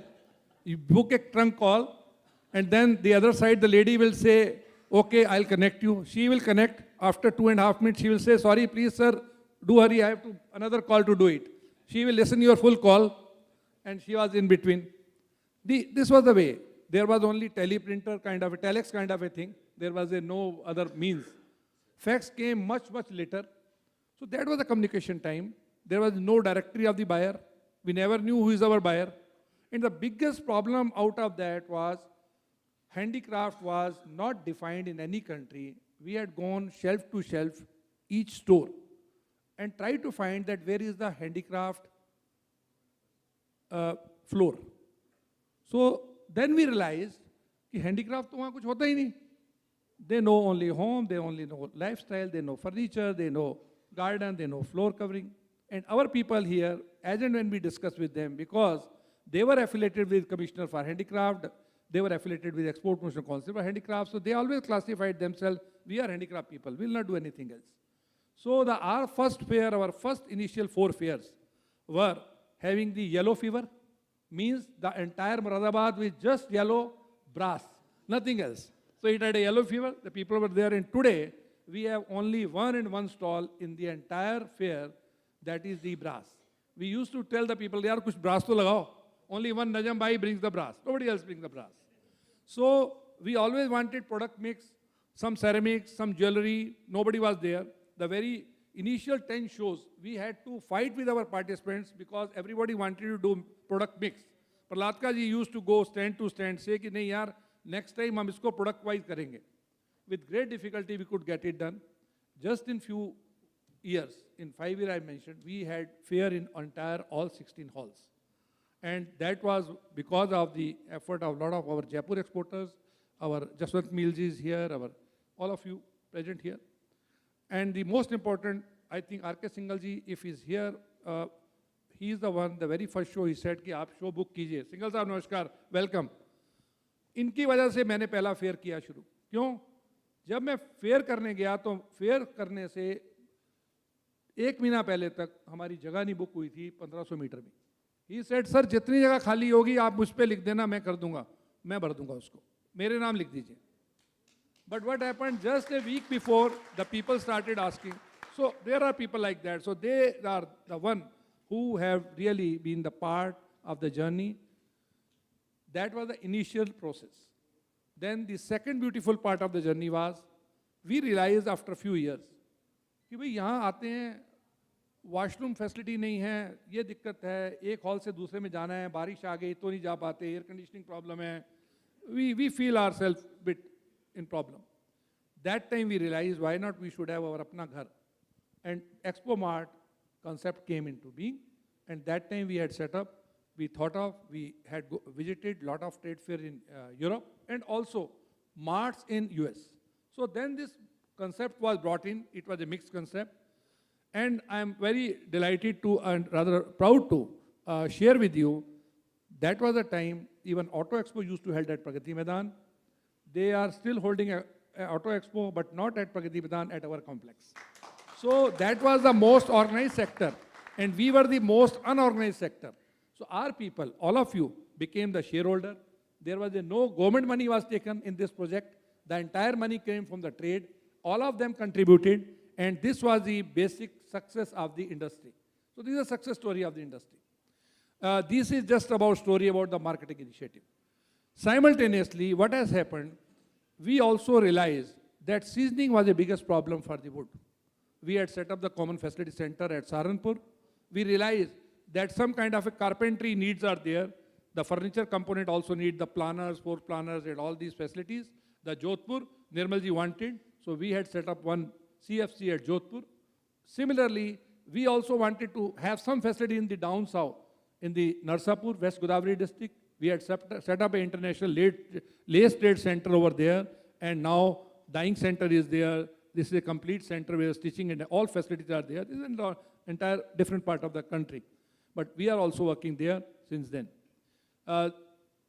Gradually, we realize कि आने वाला time जो है, ये लकड़ी जो है इतनी आसानी से नहीं जाएगी, इसमें जरूर कोई प्रॉब्लम आएगी. Because we had so many people around, like today Tarun has given his presentation, we could guess a lot of things. Pooja has mentioned a lot of things. So we realized कि क्या आने वाला time क्या होगा. जैसे आपने कहा साहब कि कार्बन न्यूट्रलिटी, तो ये हैं इश्यूज, लेकिन इशू उस टाइम भी थे. लकड़ी के इशू के ऊपर हम लोगों को पता लगा कि लकड़ी में प्रॉब्लम आने वाली है, and then we had started a standard on wood named Vriksh. And this standard, we were the first one in the country and in the entire world who brought, other than FSC, the very first standard as a Vriksh standard. We got it approved from the Geneva, United Nations, for 183 countries. So when the CITES banned Shisham and CITES banned the rosewood, that was the time when 1,200 containers of all of you were stuck. These were released only because of the Vriksh certification at that time. Now, we are not only stop here, we also had set up a lot of testing labs. Today, one is already in Jaipur. There's a one testing lab just we opened about 10 days back for Pashmina. Because Pashmina has really that requires a testing lab, and that we have done with the FRI Dehradun. Similarly, we are going to have testing labs on the many other areas. So I think that is the need of the hour, that also we think. So these are the initiatives that we wanted, and I think we continued with that. Skilling, as we mentioned today, you also, Mr. Chakrabarti also mentioned, is very, very important. For that, 5 years back, we have set up the Sector Skill Council with a target of 2 million craftspersons to be trained in a proper national skill qualification system. And I'm very happy to share with you that Shri Dilip Baji was the first chairman of our Handicraft and Carpet Sector Skill Council. Now the Sector Skill Council is working in its own way, and I think it will do much, much, much better than that. Likewise, in other areas, we did work, I can say, on the area of the new wood species. Recently, we have assigned the job to the FRI Dehradun, and Jaswantji, for you, and also Anilji. Now, FRI Dehradun has already identified around 12 species of the wood, because we know shisham or mango will not sustain for long. Its prices are also going to now be a problem for you. So recent development is on the Milia dubia, which is neem. I think Rangaji is present here. He has his own private forest also. I would like you to test that. Right now our pilot project is going on in Saharanpur, and we are working on this Milia dubia. Its finishes and its quality are at par with what you have on the oak or any other good wood, and its prices are much, much less. There are some companies in UP, they are already working on that, and they are going to this thing. Now the issue is, there are still a lot of things, and it's a very beautiful journey, I said, all these years, but I think it's difficult to narrate in just few hours because every day was a very eventful day. The way forward is much more challenging because now the buyer, it's a buyer market as you Tarun mentioned, and now the buyer's thought process is different. Our friend from Neel Kamal, our Gautam, is working a lot on the paper and other, on sustainable, and a lot of you, and also Jyoti is also working on the sustainable. I think first of all we need a complete certification process like Vriksh for sustainable. So there's no sustainability certification process in India, nobody is doing it. So we are now working on that so that we can give this kind of a sustainable certification to anyone who is a producer of the sustainable product.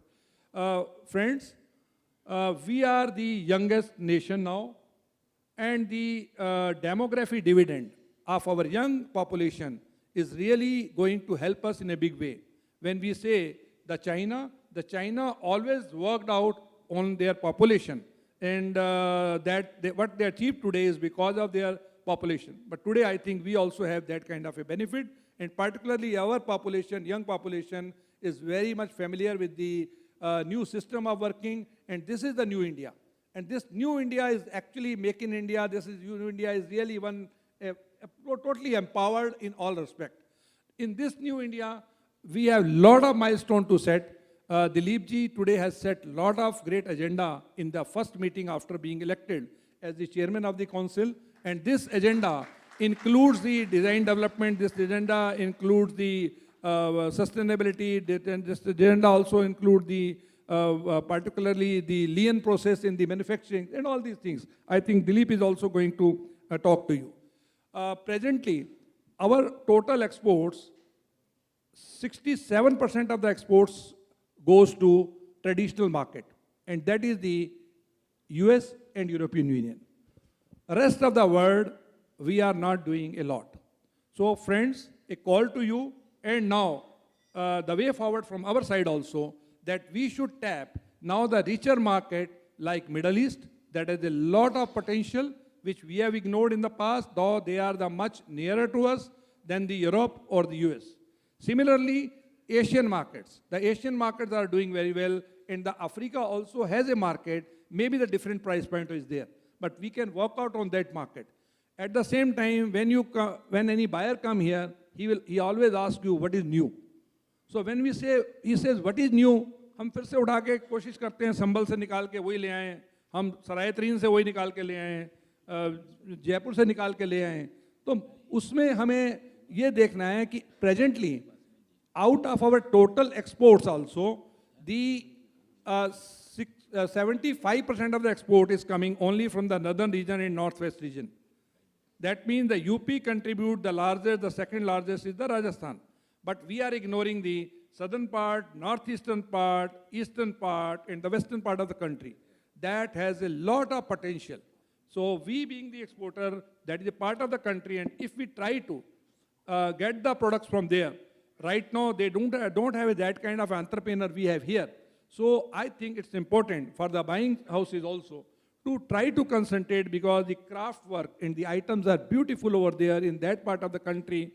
And I think if we work on that, and this is also one of our way forward, we will work on that, and we will also giving you a lot of new item when the buyer says what is new for you. This sustainable range, the entire sustainable range can come from the Sundarban, that can come from the entire eastern part and the northeastern part of the country. So there is a lot to do. I think cannot be narrated just in 2.5 hour program. I think we have an agenda for the year, and we'll work on that. Thank you, Dilip ji. Under your dynamic leadership, we'll work on it. Thanks. Thank you, Rakesh ji. I know that the initiatives which EPCH is taking and has taken cannot be covered in such a short time. But definitely, all initiatives of EPCH are moving towards achieving our goal line. We'll keep sharing with you all the members as and when a lot of work has started. And it has started, our immediate past chairman, Mr. Malhotra, R.K. Malhotra is here. And he has really worked. He had a challenging term of pandemic. However, he was able to overcome that and bring lots of new things in the council line. So, Malhotra ji, आपसे मैं ये कहना चाहूँगा अगर आप थोड़ा सा light डालें कि नए मार्केटिंग चैनल्स आप क्या देख रहे हैं जो EPCH इनिशिएटिव लेगा और आपकी जो जर्नी रही है 2 साल में आपने क्या ऑब्जर्व किया है और हमें हमारे विजन की तरफ जाने के लिए क्या करना चाहिए जस्ट मल्होत्रा जी कहें कि मैं पोडियम पे जाके बात करूँगा सो प्लीज़ थैंक यू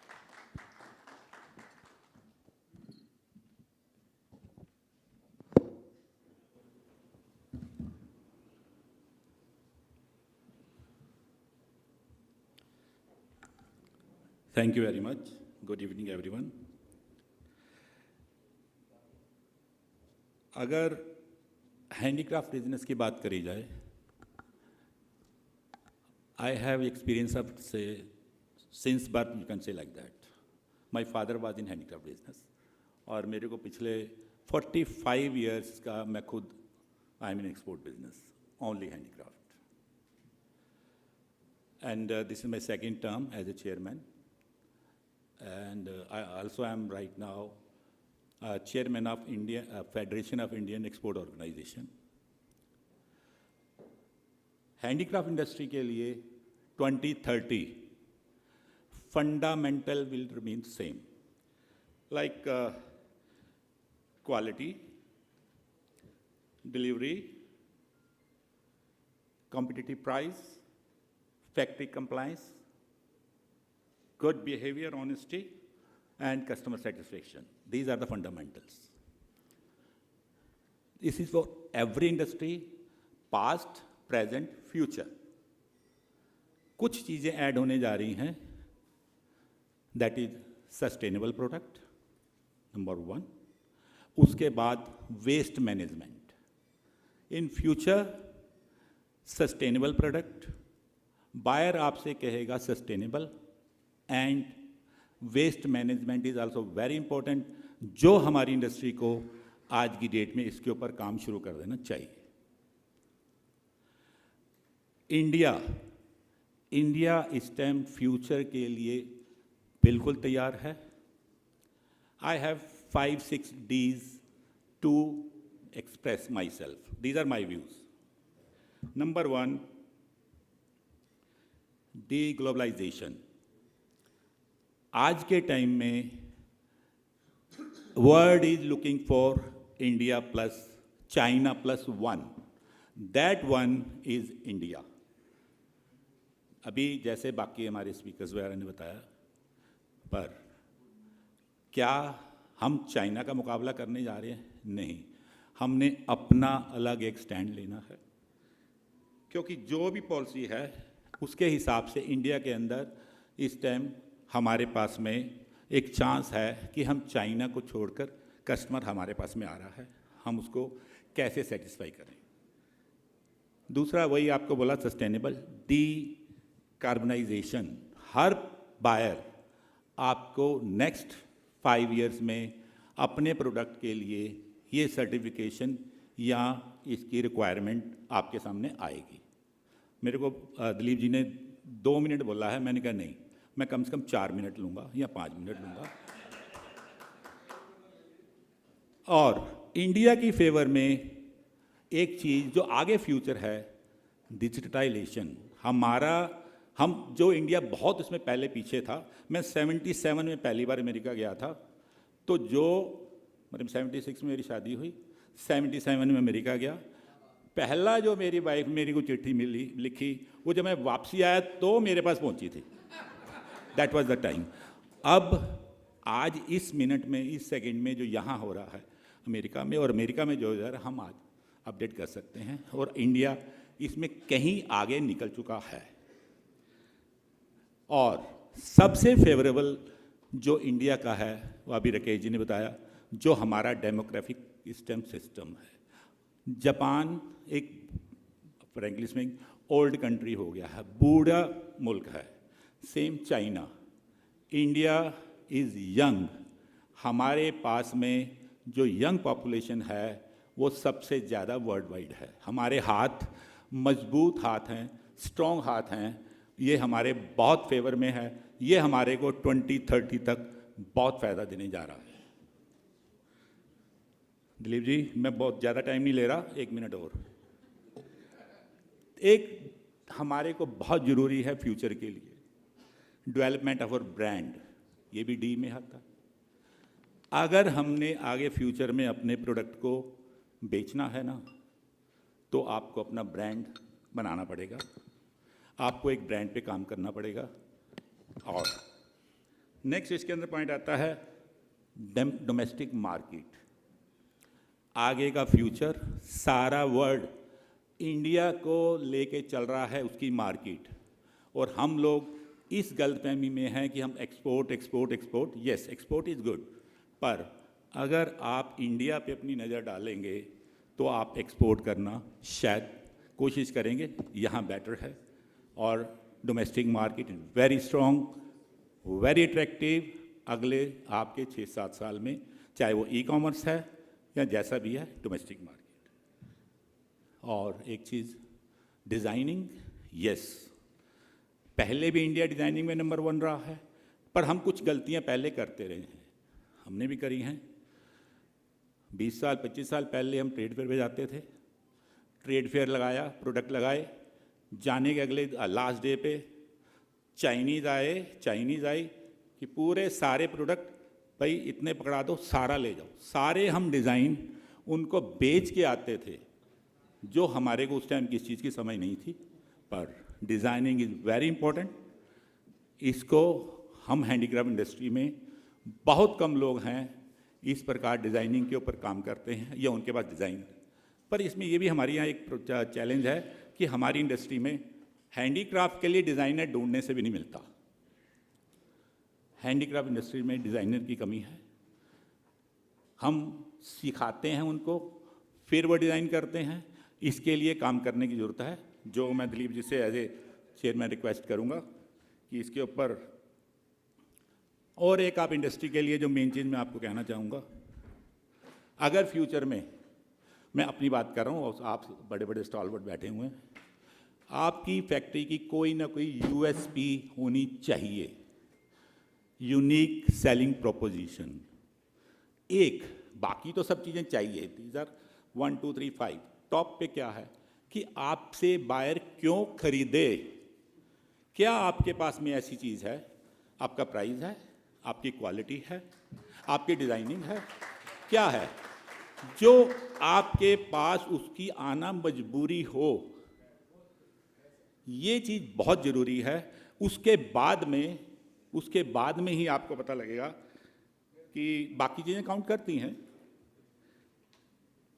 तो मैं ज़्यादा टाइम नहीं लेता, अगर आपको थोड़ा थैंक यू वेरी मच।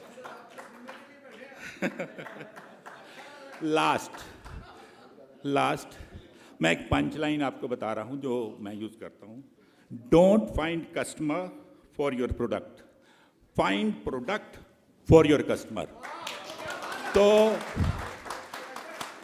तो मैं इससे अपने बात को कंक्लूड कर रहा हूँ। Thank you very much. Thank you.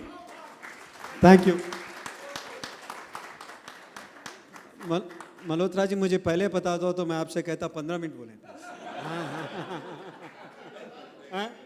Anyway, so now friends, I think we have come to one phase of our session. We had structured a Q&A session. Anybody has any question for our experts here? Maybe you can ask a question. Otherwise, we will conclude and we'll go for next thing.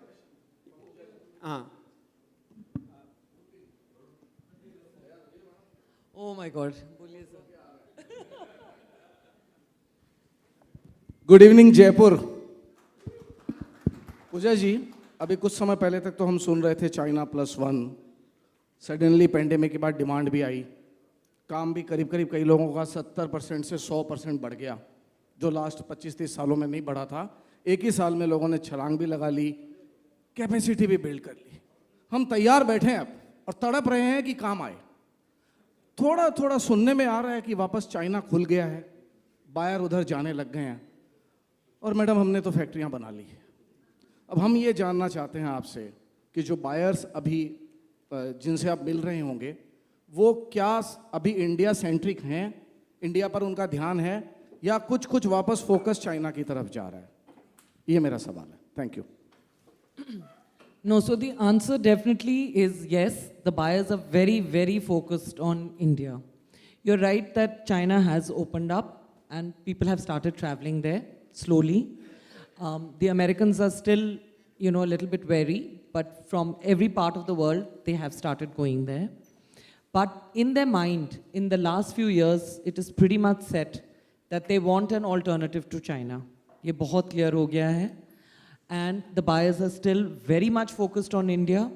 And I think the only thing that they need is they want us to just become strong, like I said, operationally. I think वो उनको चाहिए, but otherwise it's very, very clear that they're going to spend a lot of time and energy in India. That will happen as the business comes back. आप देखिएगा, that will 100% happen. और ma'am क्या लगता है कि अब तरुण जी जैसे बड़े डिज़ाइनर अगर हमारे हैंडीक्राफ्ट सेक्टर में आकर के अगर हमें गाइडेंस दें, जैसे कपड़े में, फैब्रिक में तो काफ़ी बड़ा काम कर रहे हैं, पर हमारे जैसे होम डेकोर वगैरह की चीज़ों में ऐसे बड़े डिज़ाइनर्स अगर जुड़ें, तो क्या आपको लगता है कि हमारे अमेरिकन बायर्स उसको खरीद पाएंगे अगर इस तरह के डिज़ाइन इनपुट अगर हम कर पाएँ तो? बिल्कुल, आप देखिएगा, मतलब there are so many brands that have already tied up with Indian designers, and आप ये देखिएगा कि तरुण जी ने OBT के लिए किया है, which is the largest exporter in carpets. आपको पता ही है, I mean, a lot of us work with them, and they work with a lot of customers across the entire world.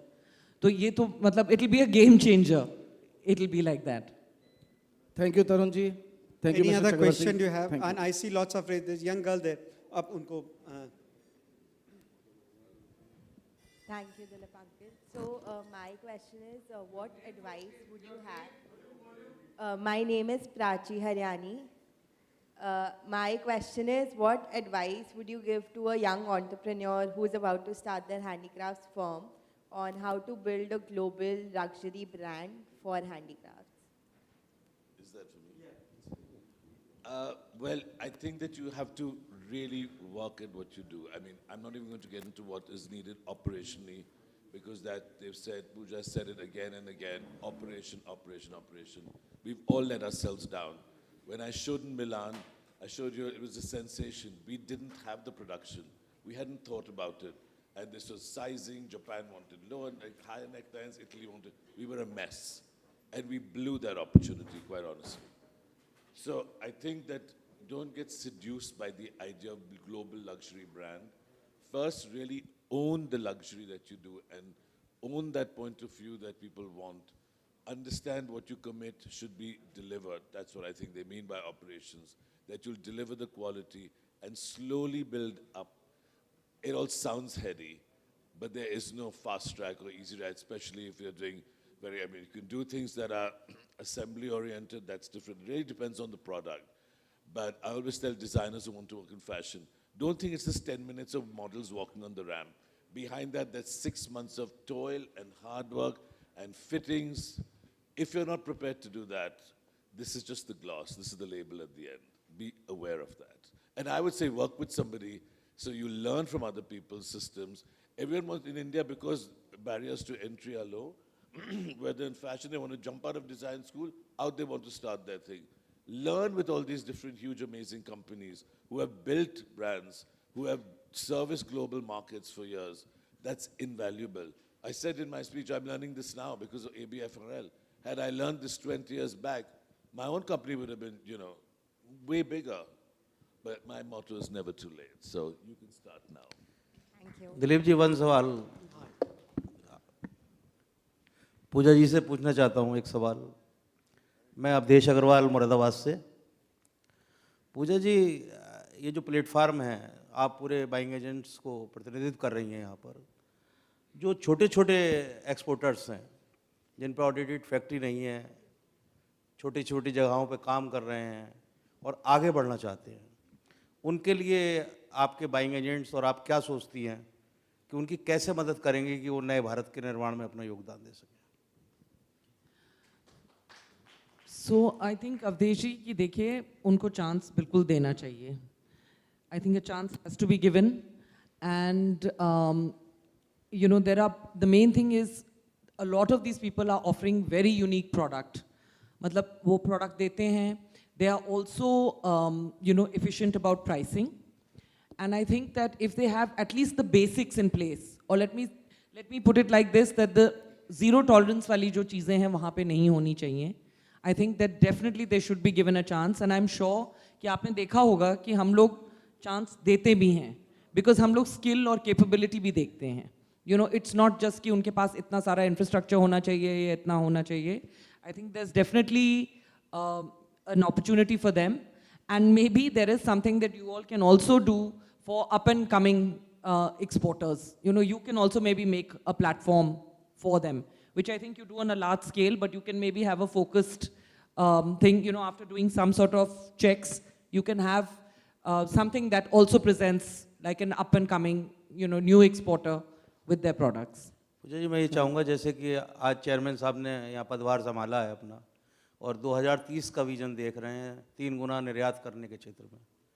इस मंच के माध्यम से मैं एक वायदा आपसे चाहूँगा कि सारी बाइंग एजेंसीज की तरफ से आप ये वायदा करें कि नए निर्यातकों की मदद के लिए आप लोग पूरी तरीके से हाथ बढ़ाएंगे. तेंदुलकर जब ही बनेगा जब आप उसे खेलने का मौका देंगे. बिल्कुल बिल्कुल. Thank you. Thank you, Avdesh ji. I think we have couple of questions, then maybe because of the Sir, stretch namaskar. of the time we may have to wind up. Yes, please. Sir, namaskar. So myself Deepak Sanket. I'm a master craftsman and an exporter.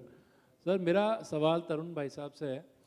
Sir, जैसे कि आप देख रहे हैं कि हर साल ministry of textile government of India master craftsman को award दे रही है, उनके मास्टर पीसेस को अवार्ड से नवाज रही है.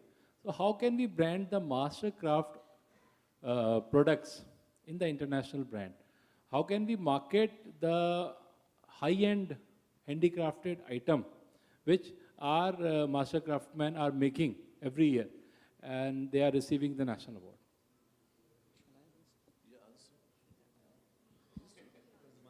Sir, Dilip sir. या मैं करता हूँ. Sir. देखिए, अभी नए मार्केटिंग चैनल्स खुल रहे हैं थैंक्स टू टेक्नोलॉजी. EPCH भी पार्टनर कर रहा है. एक नया मार्केटिंग चैनल आ रहे हैं, ई-कॉमर्स, B2B ई-कॉमर्स. उसके द्वारा उसमें प्रॉपरली मास्टर क्राफ्ट्समैन के पीसेस फीचर्ड होंगे, प्रॉपर फीचरिंग होगी. उसमें आप अपनी मार्केटिंग शुरू कर सकते. अब नई टेक्नोलॉजी है. आई अंडरस्टैंड ट्रेड शो में जाना वहाँ पे एक अलग एस्पेक्ट है, लेकिन ये जो ई-कॉमर्स है ये आपके पीस को हर कंट्री में, हर कंट्री के हर सिटी में पहुंचाएगा. यही अभी जो लग रहा है सबसे इफेक्टिव आपके लिए मार्केटिंग चैनल है. B2. Yes, there is one. I can see. Good evening, sir. My name is Naveen Sharma, and my business is the marble handicraft business. And my question is that अभी जो road tap और नई schemes हैं वो काफ़ी lower side पे गई है. पहले MIS और ACIS में हैंडीक्राफ्ट में 2 से 7% तक था बेनिफिट. अब जो है वो बहुत ही रिड्यूस हो गया. इवन कई प्रोडक्ट्स में तो बिलो द 1% है. तो इसमें हमारा काउंसिल का क्या इसमें आगे प्लेटफॉर्म है जो कि आप गवर्नमेंट को दे सकते हैं कि अपन हैंडीक्राफ्ट को प्रमोट कर रहे हैं, या हैंडीक्राफ्ट को पहले का मार्जिन्स हमारे इससे ही निकल जाता था, अब MIS ICI से अब ये मार्जिन्स काफ़ी रिड्यूस होते आ रहे हैं. इवन हम डोमेस्टिक मार्केट में भी कम्पीट कर रहे हैं, प्लस एक्सपोर्ट में भी हम हमारा इंसेंटिव वो रिड्यूस हो रहा है.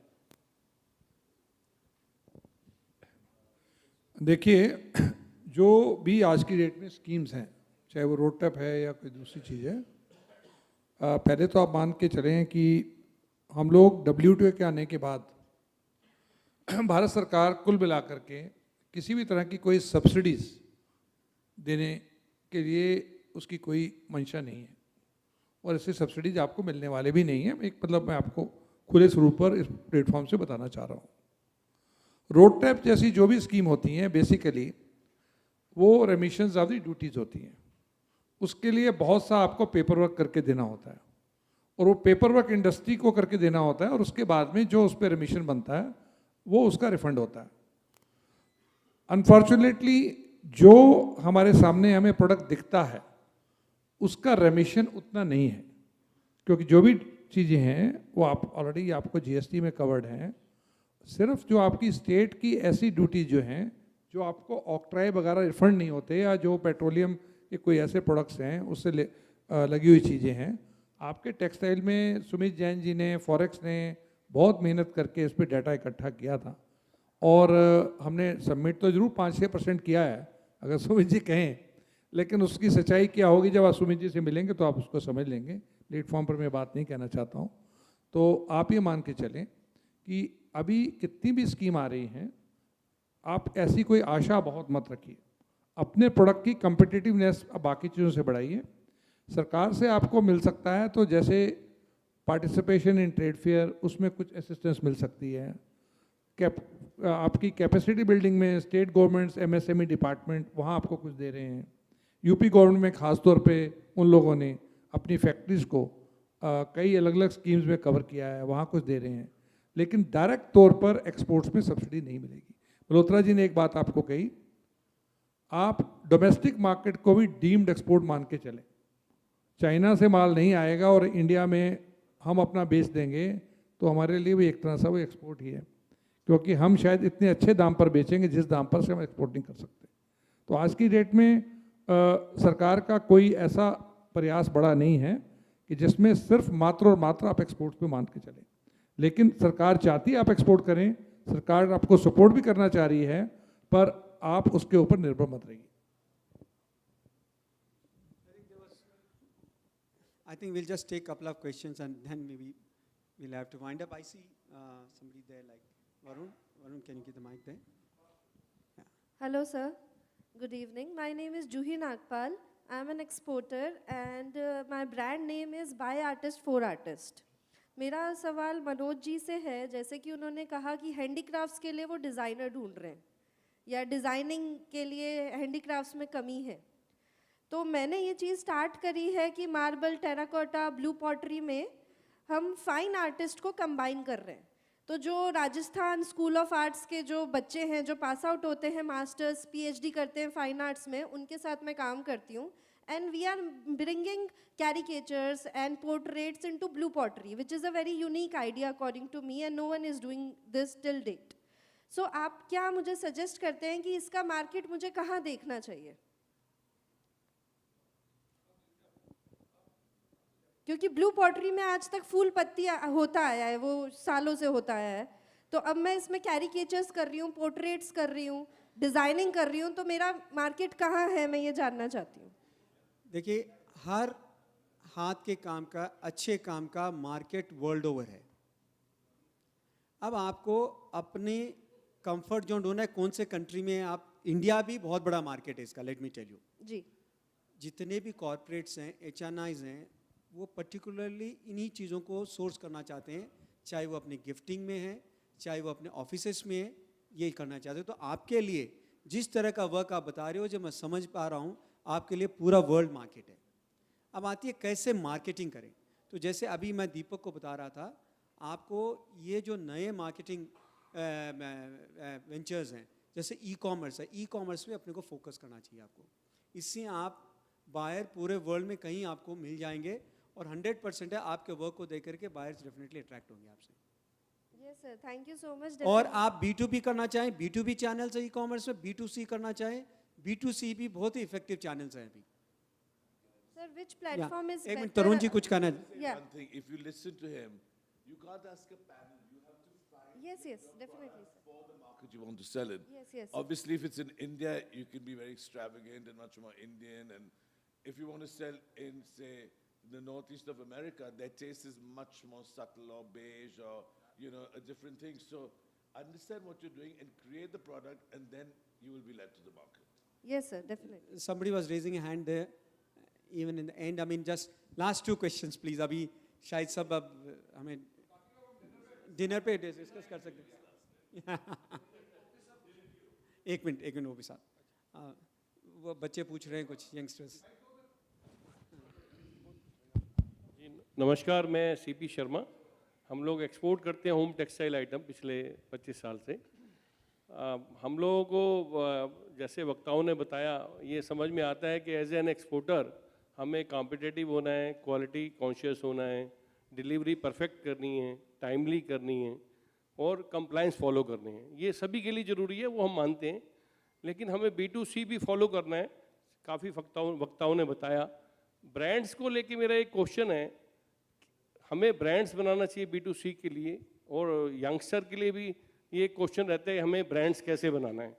क्या ब्रांड्स का मतलब ये है कि हम 50 रुपये की चीज़ 500 की बेचें या 50 रुपये की चीज़ 200 की बेचें? ब्रांड्स का मतलब ये होना चाहिए मेरे ख्याल से, जो कॉम्पिटिटिव उसमें भी हमें होना चाहिए। जो 50 रुपये की हमें कॉस्ट पड़ रही है वो हम 80 रुपये की बेचें। तो हमें खुद कॉम्पिटिटिव होना चाहिए। जैसे हमें तरुण जी ने पिछले 100 साल का इतिहास बताया कि हमारा टेक्सटाइल कितना बढ़िया था, तो हमारे लिए तो EPCH ही सबसे बड़ा इतिहास है। हम लोग अपने आप में ब्रांड हैं। मैं राकेश जी से भी रिक्वेस्ट करूंगा कि हमें अपना ब्रांड सिस्टम EPCH के माध्यम से दें, ताकि हम अपने EPCH के ब्रांड को सभी एक्सपोर्टर B2C में यूज़ कर सकें। ऐसा कुछ अगर हो सकता है तो राकेश जी इस मामले में प्रकाश डालें। धन्यवाद। 2 लाइन में कहूँगा आपको, अब समय आ गया है, नो मोर नहीं I think that is the right way. I think नहीं, मैं आपको ये कहना चाहूँगा, आप अब एक्सपोर्ट में अभी तक जो माल बेचते थे आप सब वाइट लेबल बेचते थे, और आगे आपका बायर अपना काम करता था। तरुण जी जैसे लोग बैठे हैं, दिलीप जी जैसे लोग बैठे हैं, मल्होत्रा जी जैसे बैठे हैं, इनसे आप ये समझिए कि नो मोर वाइट लेबल। आपकी नेक्स्ट जनरेशन, देखिए पहली जनरेशन ने मेहनत कर ली, वो आप बैठे हैं। आपकी जो अब नेक्स्ट जनरेशन आ रही है, जो हमारा नेक्स्ट टॉपिक सबसे इम्पोर्टेंट है, वो दिलीप जी अभी अनाउंस करेंगे। तो वो जो जनरेशन है वो वाइट लेबल ना करे, वो अपने लेवल पे काम करे। जिस दिन आपने वो विचार कर लिया, अपने लेवल से जब आप काम शुरू करेंगे तो आपकी सोच ब्रांड की बनना शुरू होगी। दिलीप जी ने वो करके दिखाया है, एलिमेंट्री ब्रांड, और भी हमारे जिन लोगों ने ब्रांड में काम किया उन्होंने इसी सोच से किया है कि हम अपने ब्रांड पे काम करेंगे। मैं लगता हूँ कि ब्रांड के बारे में दिलीप जी से बेहतर कोई नहीं है। बाकी इतनी बात कहना चाहूँगा, पहले वो सोच बनानी पड़ेगी, वो शुरू कीजिए शर्मा। एक मिनट शर्मा जी, ब्रांड के बारे में थोड़े से मेरे जो व्यूज़ हैं, ब्रांड का मतलब यही नहीं है कि प्रोडक्ट को हम महंगा बेचें। ब्रांड का मतलब है, मैं आपको बड़े सिंपल वर्ड्स में जो मेरे व्यूज़ हैं, कि अगर किसी प्रोडक्ट पे, इलेक्ट्रॉनिक पे एक टाइम पे लिखा होता मेड इन जापान, वो काफ़ी था उसको बेचने के लिए, सिर्फ made in Japan. Brand means कि अगर उससे किसी का ब्रांड लगा हुआ है, जैसे हमारे तरुण जी का ब्रांड लिखा हो कि इनका है, तो इट मीन्स कि लेटेस्ट होगा, अच्छा होगा, ड्यूरेबल होगा और मार्केट में इसको एक्सेप्ट करा जाएगा। ब्रांड में डजेंट मीन कि महंगा ही होना चाहिए, ये हो कि अगर उसके ऊपर एक छाप लगी हुई है तो वो प्रोडक्ट उसके स्टैंडर्ड, उसकी क्वालिटी और उन सबको मेंटेन कर रहा है और उसको फॉलो कर रहा है। Thank you. Hello sir, my name is Vidhi. I think just on A lighter note, हम लोगों के टाइम में मेड इन यूएसए बड़ा फेमस था, उल्लासनगर सिंधी एसोसिएशन, तो इसलिए आप ध्यान रखें। लीजिए। I think Hello, this will sir. be a last best question for us. Yeah, my name is Vidhi. I just wanted to add to his question. That's why I stood up in the middle. Sir, अभी Malhotra sir ने जैसे बोला that brand for future, for growing your business, we have to concentrate on brand creation in terms of our businesses. I just wanted to थोड़ा और उसमें अगर आप elaborate कर सके that when we are in the B2B segment, how do we elaborate on our brand even further? Or what do we mean by when we say brand create करना है? If your question is in B2B, there is no relevance for brand. Is that your question? Yes. Is there a relevance for brand in B2B even? Yes. How do we speak about our brand when it's in a B2B segment? See, if you understand brand very well, it doesn't matter it is B2C or B2B. Okay. B2B also ultimately will go to B2C. Okay. So brand will work in both the sectors in same way. I mean, do not resist yourself कि हमारा तो B2B है, हमें brand बना के क्या करना है? But sir, what are the key factors we should, keep in mind? I mean, this is a long class actually. अगर मैं कहूँगा वरना से this takes much longer time.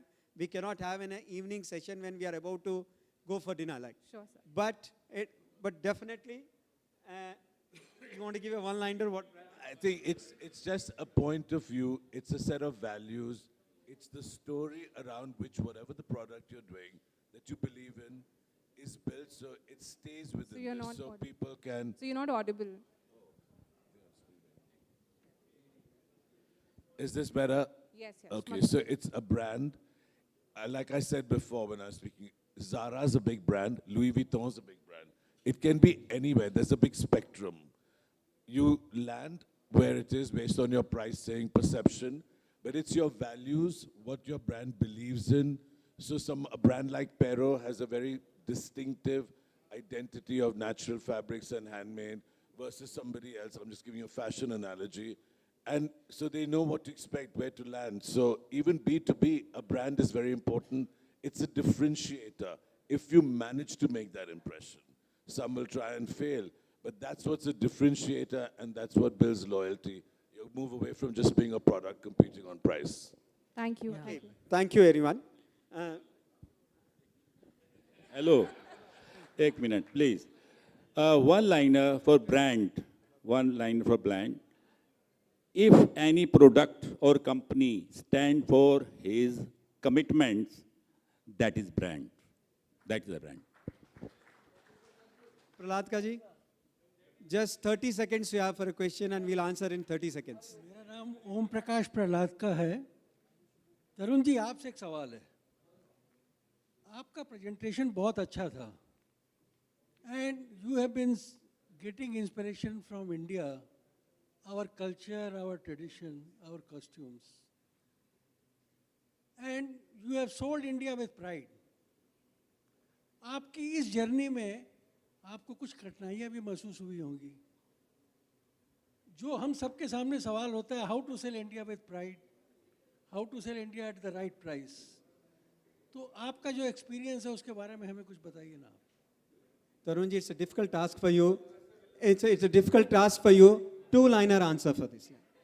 Well, it's too difficult, but I just want to say, when I pass through Bombay Airport, I'm always in awe of what Rajiv Sethi has done there, right? And I always think about, wow, look at the way he's brought India. Museums don't do it. So, it's a process. You learn a lot by falling on your face. We didn't work for anybody. I went back to study. So it's combining India with technical expertise, because that's what people expect. And then you just keep working on it. If you believe in it, your pride will come from it. Okay. So, I think we have come to a conclusion. But if you remember, when I started this, I said we will have to have a vision which is very simple, uncomplicated.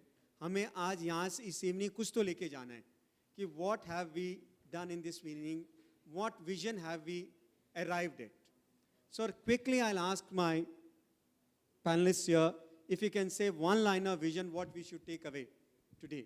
From here, what we have discussed all the challenges, what should the industry be focusing, what is the future. But एक हमें ये लेना one-liner vision for 2030 for our industry. For handicrafts. Okay, so I think that India first, let's get there. Okay, India first, let's get there. So, Mr. Chakravarti. The preservation and enhancement of sustainable technique in handicrafts production and consumption. Thank you. Just believe we are global Indians and the rest of I will repeat my statement. Don't find customer for your product. Find product for your customer. New initiatives, new milestones. Just create a brand. That's all. Now it's my turn. I feel the vision has to be measurable. We have to measure where we are like. So मैं कहना चाहूँगा 3 गुना 30 तक. Triple by 30. This is what I want to say we should remember. All of us should focus that we'll have to triple our turnover by 2030. Every step we take, every initiative we take in our industry, even at the EPCH level, हमारा एक focus होना चाहिए, हमें 3 गुना करना है 30 तक with all this. If you all agree, I would like to have. This is what we should remember. 3 गुना 30 तक. Let's. Yeah. Okay, 3 guna. Wonderful. Thank you all. Now you please take it right. Thank you so much, all our esteemed speaker, for such inspiring and informative words. Come on, can we have a great round of applause for all our esteemed speakers? Thank you so much, members present here who has raised such amazing questions. But let me tell you, as a customary love, we always thanks our esteemed guest with some special things. So just now 2 minutes, please. Just another 2 minutes. I would like you to please be seated. I We request will be all everyone in 2 minutes. kindly settle down. So now we would like to present mementos to our esteemed guests. For that, may I request Miss Jyoti Khan to present a memento to Shri Tarun Telehani, founder and creative director of the brand Tarun Telehani.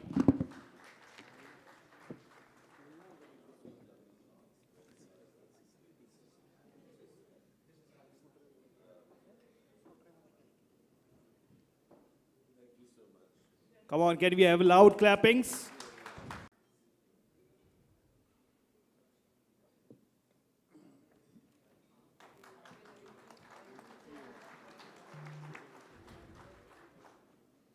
Now I request Mr. Jashwant Meel to present a memento to Mr. T.K. Chakravarti, plant head, Major St. Gobain Glass, India.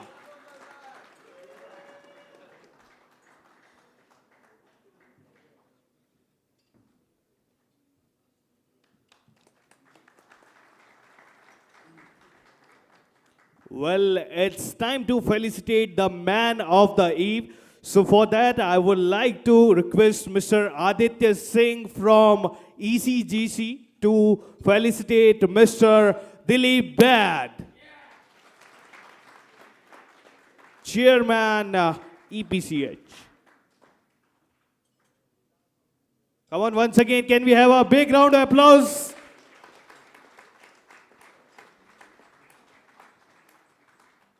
Thank you so much. And thank you so much, everyone presented here, for joining us. Now, I request Shri Neeraj Khanna, Vice Chairman, EPCS, to deliver vote of thanks.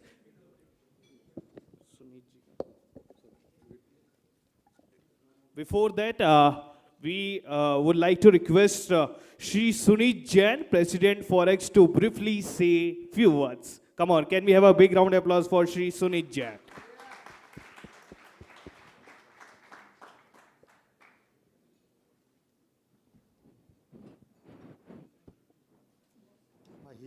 sigh of relief कि नाम भूल गया मेरा अच्छा है.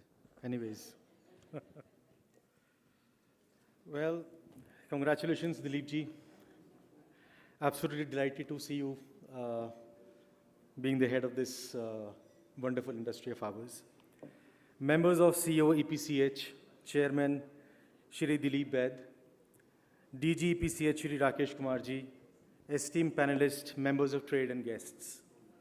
On behalf of the Federation of Rajasthan Handicraft and Textile Exporters, I would like to congratulate and extend our best wishes to our past president and very senior and successful member of trade, Shri Dilip Beji, for becoming the chairman of EPCH, the Export Promotion Council for Handicrafts.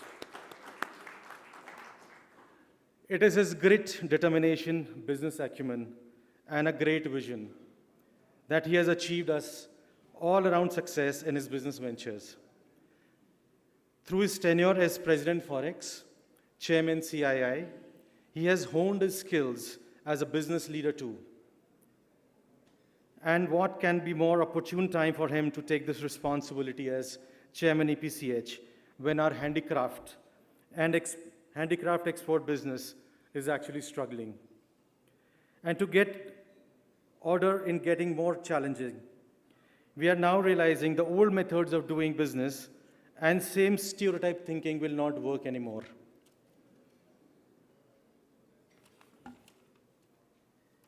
We have to change, and we need new thought. We need new motivation. We need new inspiration. We need support, and we need our trade body, EPCH, to be our flag bearer, to open new markets, to make us ready to face the new challenges with better dissemination of information and training, to negotiate with the government to make business-friendly policies, to do everything possible to help the new exporters grow. I think some of our people here asked, how can new members come in? How can they grow the businesses? The possibilities to make changes and to make an impact are many. And I'm sure that with this unconventional thinking and wisdom, Dilip ji, along with his team of CEO EPCH, DG EPCH Shri Rakesh Kumar ji, will be able to meet expectations of our handicraft industry and put it back on the path of growth. Sir, before I end, I would like to emphasize that Jaipur region has many handicraft clusters. Rather, I will say many potentials.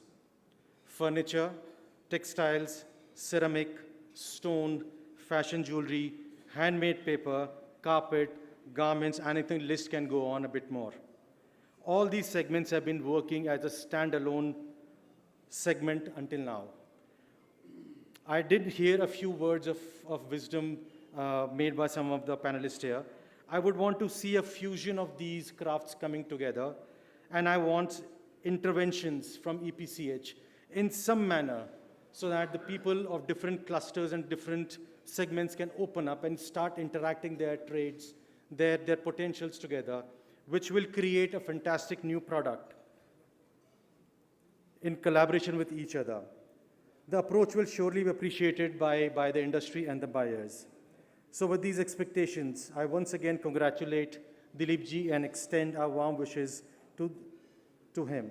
Thank you so much.